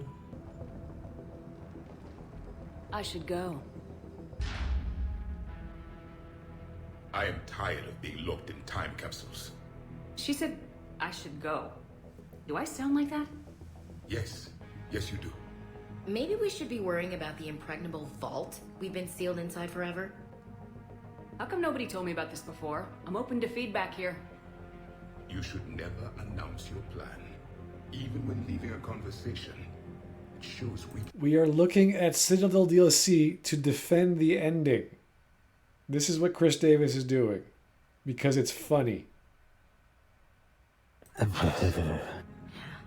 Probably not a lot of air in here either. An hour tops. Maybe it's I should go. I should go. I should go. Shepard, we're in kind of a situation here. Some perfect comedic timing with the arrival of a pizza. Then we'll find our own way in. Gear up and let's... What's with the Volus? Oh, pizza delivery guy. I got the munchies. Double pepperoni. That's And a surprising... That's supposed to be funny. Like, it would have been more funny as if like they're all geared up and they're expecting a raid, and then the door opens and then the pizza guy just had like 20 guns pointing at him. He's just like, sorry, wrong door. That would have been more funny. Hey, you know what? This guy's enjoying his DLC. I guess it's relevant to the ending somehow. Who knows? third way to use a vibrating toothbrush. Manual lock, and it's only meant to be opened from the other side. Any ideas? We can't hack it. We need a very precise mass effect field to get it from out here.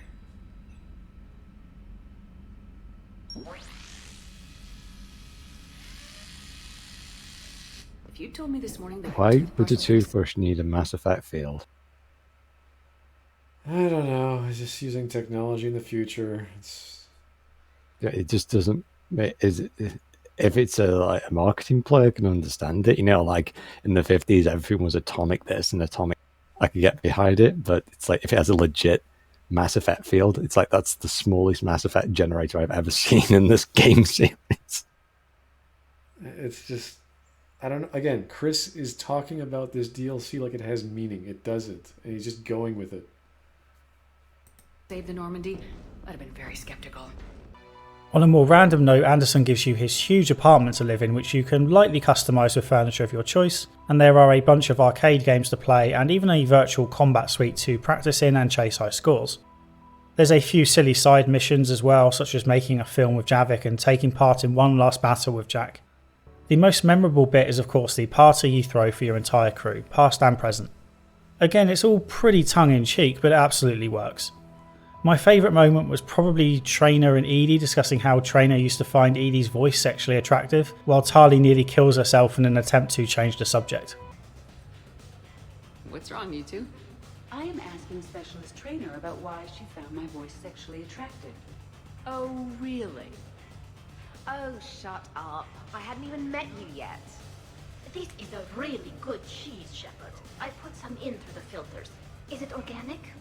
On one occasion, you said that you wanted to, quote, pin my voice against the wall and run your tongue along its collarbone. Well, there's a context there that you were talking about quantum entanglement, and I didn't know you were an AI. There's some kind of herb in the cheese that I can't quite place. Is it sage or basil? Anyway, I was just joking. You know, stress of the retrofits and... Really? Other way Shepard's saying on their hands there. Yes, yeah, it really shows that her hand can take a lot of damage. Either it's being pulled up by that magical corridor thing and doesn't get snapped off when it hits Starchild, and here you can see it's nestled comfy under a couch. So, and only Edie is the one that's relaxing. The automaton is relaxing, yet all these other organic beings, like you would, at such a bad posture, you would get. That's just bad. I mean, Tali can get away with because she's leaning on the side rest there, but that's just bad. That's like Gary's mod level of bad. Yeah, designing a chair that doesn't fit. Great addition to the ending there, Chris. It's like, how big's Anderson's butt? When I sit down, I just lay down. It's really rare to get herbed dextro cheeses. The Turians almost never bother. You have diagnostics. Cerberus programmed you to check body language. I get more reliable results measuring pupil dilation and thermal readings of erogenous zones. Oh, good lord. Wait, this is dextro cheese, right? Keela, did I forget to scan the cheese? This is why I don't drink. Don't mind me, I'm just going to run a toxin treatment program, so I don't die. It's absolutely brilliant, and even though it doesn't fit in at the end, it is great as the last thing you do in the game. Mass Effect 2 and 3 have some excellent DLC, and yet much of it fits awkwardly into the overall experience, and goes to show just how tricky DLC is as a concept. The layer of the Shadow Broker content was great and yet largely ignored story-wise in 3. The Arrival was far too important to the events of Mass Effect 3 to have been optional DLC. The Citadel DLC suffers from the common problem DLC has of not quite fitting in with the broader narrative. This content is clearly intended as a way to say goodbye to former friends, but of course it has to be completed prior to the end of the main story. You then have this weird disconnect where you're off on adventures and having parties with the Reaper threat still looming in the background. Speaking of your crew, Sorry, the Citadel DLC, I remember when Matt Walters was saying about the Citadel DLC was basically them putting a bow on it. I was like, this is more like a 16-car pileup with multiple casualties, all of catastrophic bleeding, and then you come along and you put a little get well soon tight to the guy. My arm got blown off. I can't feel the left side of my body. Get well, dude. Definitely play a smaller role this time around. You have fewer crew members, no big loyalty missions to speak of, and with the exception of Javik, none of the new characters are especially interesting. BioWare consistently struggles to write male human characters, with Caden in 1, Jacob in 2 and James in 3, and even Liam in Andromeda. The best companion moments are those shared with people from Mass Effect 2, such as Jack at Grissom Academy, Mordin and Rex. Given the lack of focus on companions this time around, Sorry, I've forgotten how bad that Yarg actually moved. That was like 2 frames per second. Yeah, the animation is not great on that level, that's true. It's easy to see why those who loved Mass Effect 2 would be disappointed with Mass Effect 3. Personally, I appreciated the more focused narrative in Mass Effects 1 and 3, which means that ultimately Mass Effect 2 is my least favourite of the series.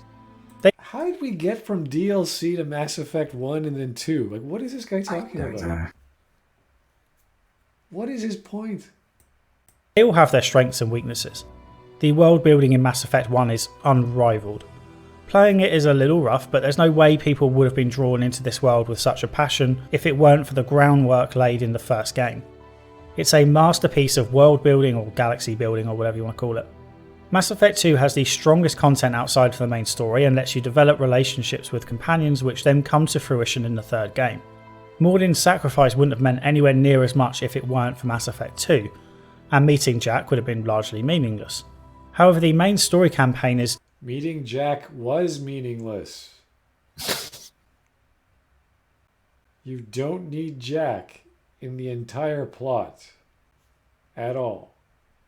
They might randomly make the ending of Mass Effect 2, the end run, better, but the results are still the same. Terrible and did nothing to help set up the finale, ultimately leaving the final game with far too much work to do. Mass Effect 3 has by far the best combat, however the narrow structure of the main campaign means there's little to no exploration, and level design can get tedious. Mass Effect 3 also has the most cinematic moments, however this doesn't always work in the game's favour. What does this have to do with the ending, Chris? At times it feels like they're trying too hard to create those moments. If you let yourself be taken along for the ride, then you might not... This is just his, wrapping things up and kind of just giving the TLDR version, really. So I think he kind of stopped with the ending bits. Because he didn't really give a timestamp of where he actually stops talking about the ending, so I think that's why we're getting a bit confused. This is what happens when you're in like high school and you're asked to write essays, and you don't hand in your essays to get them critiqued, or you don't have a friend to edit your essay. Say, okay, you wrote like 30 pages about French Civil War, and then you had 20 pages about the Romans. This is a Roman essay. What are you talking about the French Civil War for? Like, this is what he's doing. He's just rambling on and on about completely unrelated things. It's bizarre. Notice it, but my second playthrough showed up a lot of issues. For example, near the beginning you need to defend against waves of enemies while waiting for your ship. That's great. Even though I was playing on an easier difficulty the second time, this section just went on and on and on. I had no ammo and had to kill everyone with biotic powers. That's great. Or at least I thought I had no ammo. Turns out I had 2 bullets left on another gun, and the second I used them the mission ended. Yeah, it's timed for when you run out of bullets, just to make it more dramatic. Shortly after there's a section where you chase Eva, but it's impossible to kill her early, and she ignores all your biotic powers. This is all to set up a scene where James crashes a ship into her escape vehicle, which then leads to a slow motion shootout. Then there's the turret sections. There's a few of these, but I didn't mind in my first playthrough. They aren't that long, so they don't detract from the experience much, although they certainly don't add anything to it either. On the second playthrough I had to walk away during a turret section and didn't pause the game properly. What the hell is going on? It's like a Husk party, really, isn't it? Can anyone remember when Husks actually used to detonate an EMP-like device in Mass Effect 1? That's when the difficulty was set to high, yeah. No, that was normal every setting. Every single setting they did that. Really? I know they pretty much destroyed me on the hardest setting. I know that. Oh yeah, because they literally went Aloe Akbar on you, but on the easiest difficulty they would still do the exact same thing. They wouldn't just punch you as they were doing this. They aren't like space zombies. They were actually a kind of a legit shock trooper that would go in there and detonate amongst them, take out like a squad of guys. That was their role. Well, we've got 6 more minutes of him not talking about the ending, apparently, so let's see what else he's got. Came back about 5 minutes later to find a few husks surrounding Garrus and James shooting at and missing, one of them just a few feet from him. These attempts to create drama reminded me a bit of Uncharted games. As long as you roll with it, these scenes can look intense and make it feel like you're in a movie. However, if you happen to die or not do exactly as the game wants, it all falls apart. I hate the idea of ranking these games because they are so incredibly different. However, at a push, I would go 1, 3, 2. Really though, it's the collective whole that I love. The world of Mass Effect is a remarkable achievement. At times during the third game, I found myself in complete awe at what a great job BioWare had done with this world over 3 games. There were optional side stories that I was more invested in than most main questlines, and even background characters that you couldn't interact with directly gave you a reason to care. Mostly the scope of this world hit home with the books.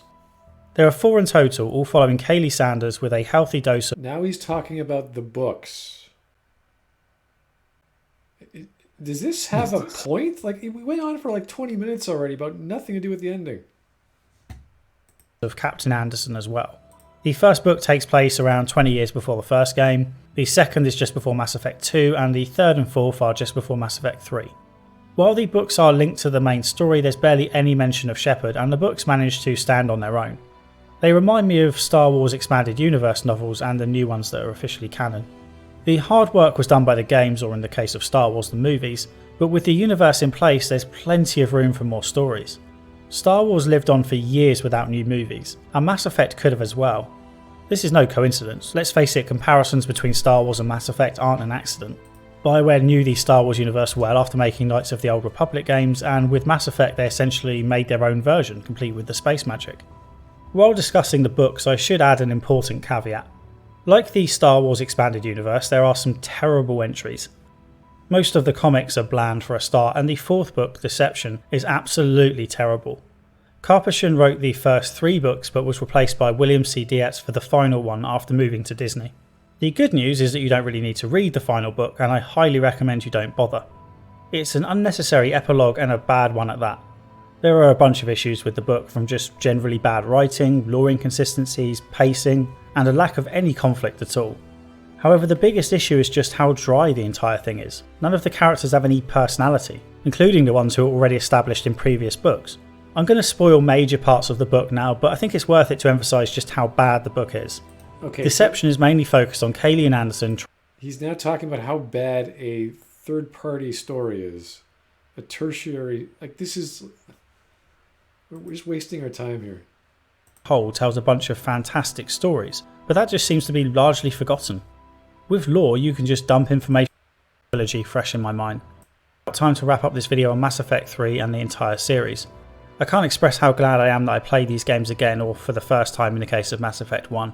With mods, DLC and enhanced endings, the entire trilogy is still incredibly rewarding to play. If, like me, you skipped the first game, I strongly recommend going back and playing it if possible. I know there are a ridiculous number of games out there demanding ever increasing amounts of your time, but playing through this trilogy is a far better experience than most of those time sinks. Give yourself a little reminder of what good storytelling looks like. Okay, I hope you enjoyed the video. I'd settle for you not completely hating it actually. Please consider hitting like, sharing the video in the appropriate places, and subscribing if you haven't already. Okay, let's see this. What the hell did he do here? He just did a wrap-up earlier, but Yeah. there was no kind... Like, what is it? 30,000 views. Only 1.1 thousand likes. This was him rambling for about 60%, 70% of the time. For, like, this is ridiculous. Who do you think he is? Us? Well, no, if he's gonna talk about the ending, talk about the ending. Not, the books were like this, and then the DLC was like that. It's like, what the hell? Like, what was that about? Yeah, I think he just kind of needs to start. I don't know if he does things in paragraphs or not, but he kind of needs to kind of go, right, now I'm going to be moving on to, now here's my general wrap up and my thoughts and feelings of the game and the other material, the expanding material of the universe that's relevant to Mass Effect 3. Okay, here's blah, blah, blah, blah, blah, blah, blah, you know. Oh man, well, for the small points he did make were ridiculous. They were mostly in the previous live stream we did. Yes, that was a lot. Yeah, That was a lot to we were get just through. crying over there. But this one was just More confusing. scattershot. It was just bizarre. Shotgun thesis, you could call it. Yeah, like he actually like planned this all out, and then he started recording his lines without realizing, hey, this has nothing to do with the topic at hand. Like Yeah, I because guess he just wanted to critique the game in general, and then randomly talk about the ending. It's just, I think this is what threw me off or threw us off because it says in defense of the ending.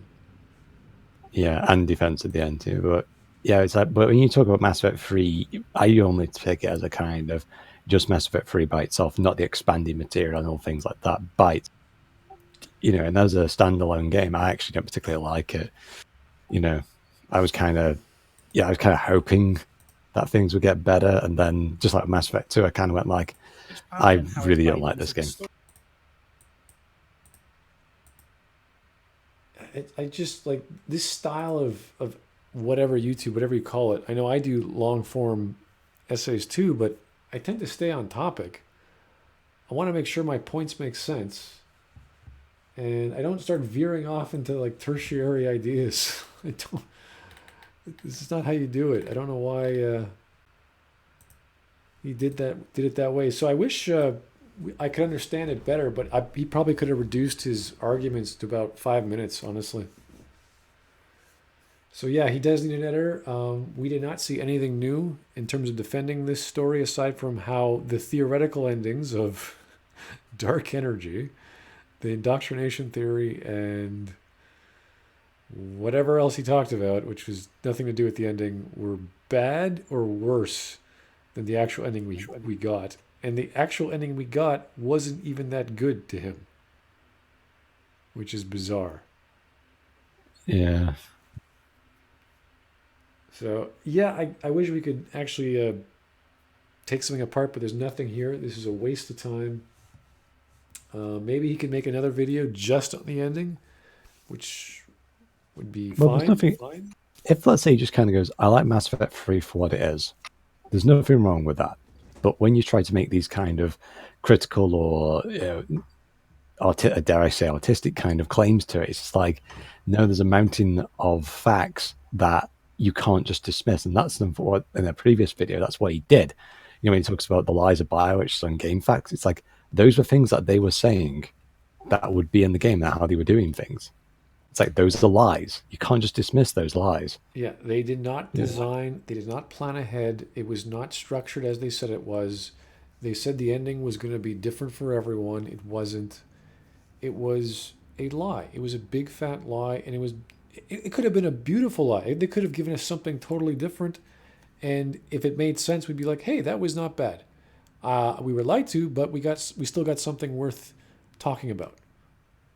And now the only thing worth talking about is how utterly horrific the production and the encompassing fallout, and then the supposed fix was, and even the ridiculous DLC that came out afterward, which had nothing to do with the ending. Yes, you can say there was the extra dialogue option for Leviathan in the ending, sure. But that doesn't help the story. That makes it worse. You're adding more complications as opposed to adding a lampshade to cover the crap. That's all. With crap, you either eliminate it or you cover it. You can't do anything else with it. Yeah, I know. I have people on my Discord and they say, check out this guy. And I'll go, fine, I'll check it out. It's like, oh... It was bad. Yeah, so let me just go through some questions here. Dumb idea, but why not go back, look at some of your old videos, see what you still stand by and what you don't? Yeah, I could totally do that. It's been a while. My recording has not been very good, I remember. So it's all in your last stream, but Chris Davis did a bunch of research into why people hate the ending, and all he essentially said was he didn't agree and didn't back up anything, just his opinion. Yeah, it's pretty much it. There's nothing here. I guess we could always go back. I mean, I'm not against that, but I would rather keep making more new stuff, and I've got time on my hands to do so. And as you have been noticing from my channel the past few weeks, I've been doing a lot of random stuff. So I might go back to doing interviews with people on Kickstarter. There's some games I helped kickstart. I haven't gotten a chance to talk to them. There's some RPGs that are being published this year that are coming out from Kickstarter that I'd like to go over. And that sounds cool to me. But yeah, thanks guys. If there's anything else, any questions you've got, now's a good time. And we'd be happy to go through. Any videos aside from me going back in my own old ones, see what we stand. I mean, critical analysis figures out what you've thought of the past, and if your thoughts change in the future, who knows? As long as I can pick up where my thought process was, I could probably go back to that. All this stuff with fixing Mass Effect 2, that's all creative writing stuff, so I won't bother with that. Subverse plot analysis, that's a good question. We gotta call it the Smudverse. The Smudverse, yeah, no, that's. I'm so happy for that project. You know, whatever they're doing, it's slowed. This is actually the first day it's slowed down in terms of money, and it's not even halfway done. So, you know, good on them. Good on them giving the game that the healthy adult males of the Mass Effect trilogy loves. The DeviantArt and Tumblr pocket mining demographic are going to be very happy with it. That's great. Mortal Kombat 11. Didn't that just come out? I don't know. I'm probably not going to touch it. I'm not a fan of Mortal Kombat. I haven't played a beat-em-up game since like Tekken 3. Yeah, it's been a while. Yeah, that's ages ago. That was. How long before Bioware gets chopped? You know what? We have no idea. I reckon Austin Studio is going to be downsized first. We have to wait. You know how that projection for the sales of Anthem was 8 weeks, was going to be 6 million? It's been 6 weeks. So I think we have to wait another 2. We'll see what happens there. How much? You do a video. Should do a video of like a Reaper, like with EA symbol, like, looming towards Bio. Sorry. How much money do I have to pay for a Fallout 76 analysis? I'm not even going to entertain that idea. Here's a super chat from Adam Wofford. Bioware didn't handle or addressed how to deal with indoctrination, being around all that readers and Reaper tech. This didn't properly talk about. Yeah, well, they had it as any element in the lore of Mass Effect. It was just there. They put it in there for the sake of having it. And there was the only inclination was with Tim, which had an actual value. And the plot point with Miranda's sister. So I can't think of anything else. Could have been handled better? Sure, of course. Dragon Age 4. Projections. There's literally nothing to project. It's a teaser trailer. You know what? It's possible it got rebooted again. Who knows? Oh, jeez. That would make me laugh. That would make my stomach... I think my stomach would herniate from laughing if that happened. Okay, there's a friend of someone named Devin, Black Pilled on YouTube, makes videos about films. I will write that down, and I'll be happy to watch one of his YouTube videos and see what that's all about. Thank you, sir. I consume everything you send me. Yeah, Dragon Age 4 is going to be another mess. And that's the funny thing. Dragon Age Inquisition was a mess, but it sold well. So long as it makes the money, EA doesn't care. I don't know if EA will actually close BioWare. Yeah, we don't know. It's hard to say. LA Noire. You know what? I have not touched LA Noire. And I'm a big fan of noir as well as murder mysteries. So yeah, let me just write these things down. People have recommended anywhere. I'll do a poll after I'm done KOTOR. My next analysis will be. A man denied his good Mass Effect content for real, though. EA and Hudson can go to hell. Yeah, well. The first video of yours was Bookings of Destruction Part 1. Oh god, yeah. I remember making that. Zero Dawn. I've never tried Horizon Zero Dawn. I heard it was good. Thanks for these ideas. Cyberpunk 2077. I'm calling it Cyberpunk 2021. That's when it's coming out. So. Or 2022. You know, they should be 2022. Change those 7s into 2s. 2022. There you go. And each DLC is called like Cyberpunk 2022.5. Yeah. That'd be great. Any more plans to make analysis vids? Well, the thing is, my analysis vids aren't very popular. And as much as I like doing them, it's more of a passion project for the hell of it. And even the thing with KOTOR and Planescape Torment is the analysis is so obvious. And what I mean by that is that the meaning you derive from the sets or the scenes are clear. So there's really nothing for me to dig my teeth into. And that's what someone said in the last one I did. It was like, you're more or less just reading the story as opposed to analyzing the plot. It's like, yeah, everything's in front of you. It's written well. The amount of pacing and ass wiping that KOTOR does is amazing. Like every setup is like, oh, and this is going to happen, and we need your help, and you're the only one who can do it because of these 4 reasons. And it's like, whoa, really?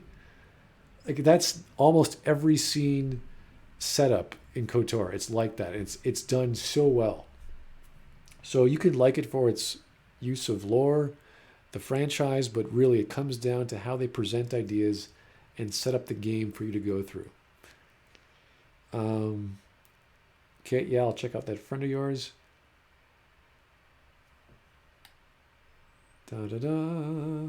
Jade Empire 2, good question. I've never seen the first, so I don't know. Repealing net neutrality, oh boy. Yeah, no more of those videos. Not much to say on that topic, really. Yeah, KOTOR takes a while, just because you're talking about watching a movie every night, because there's so much gameplay. And then I have to analyze that, and then I have to cut that. And I try to make it entertaining. Like last time I did Monty Python cuts, just because there was nothing going on in the whole episode. It was just like, yep, this happens. And then there's one glitch where Jolie is like walking around in the underground water because we were running away from Darth Bannon or Darth. I can't remember his name. He's basically the Darth Baldy. Darth Bald apprentice of Malik. So yeah, that's all we got, guys. All right, thanks for chilling with us and going through another weekend of Mass Effect content where we analyze someone's bizarre ideas about Mass Effect and take it apart for fun. We're talking about Mass Effect 3, and therefore it must be good. No, just no. This is like trying to establish why cutting your leg off is a bad thing. Oh, someone just asked me about Mahler. Well, I've been on his stream a few times, so if you like me to be in his EFAPs or what have you, just ask him. Go ahead. I'm more than happy. Okay, guys, thanks again, and we'll see you later.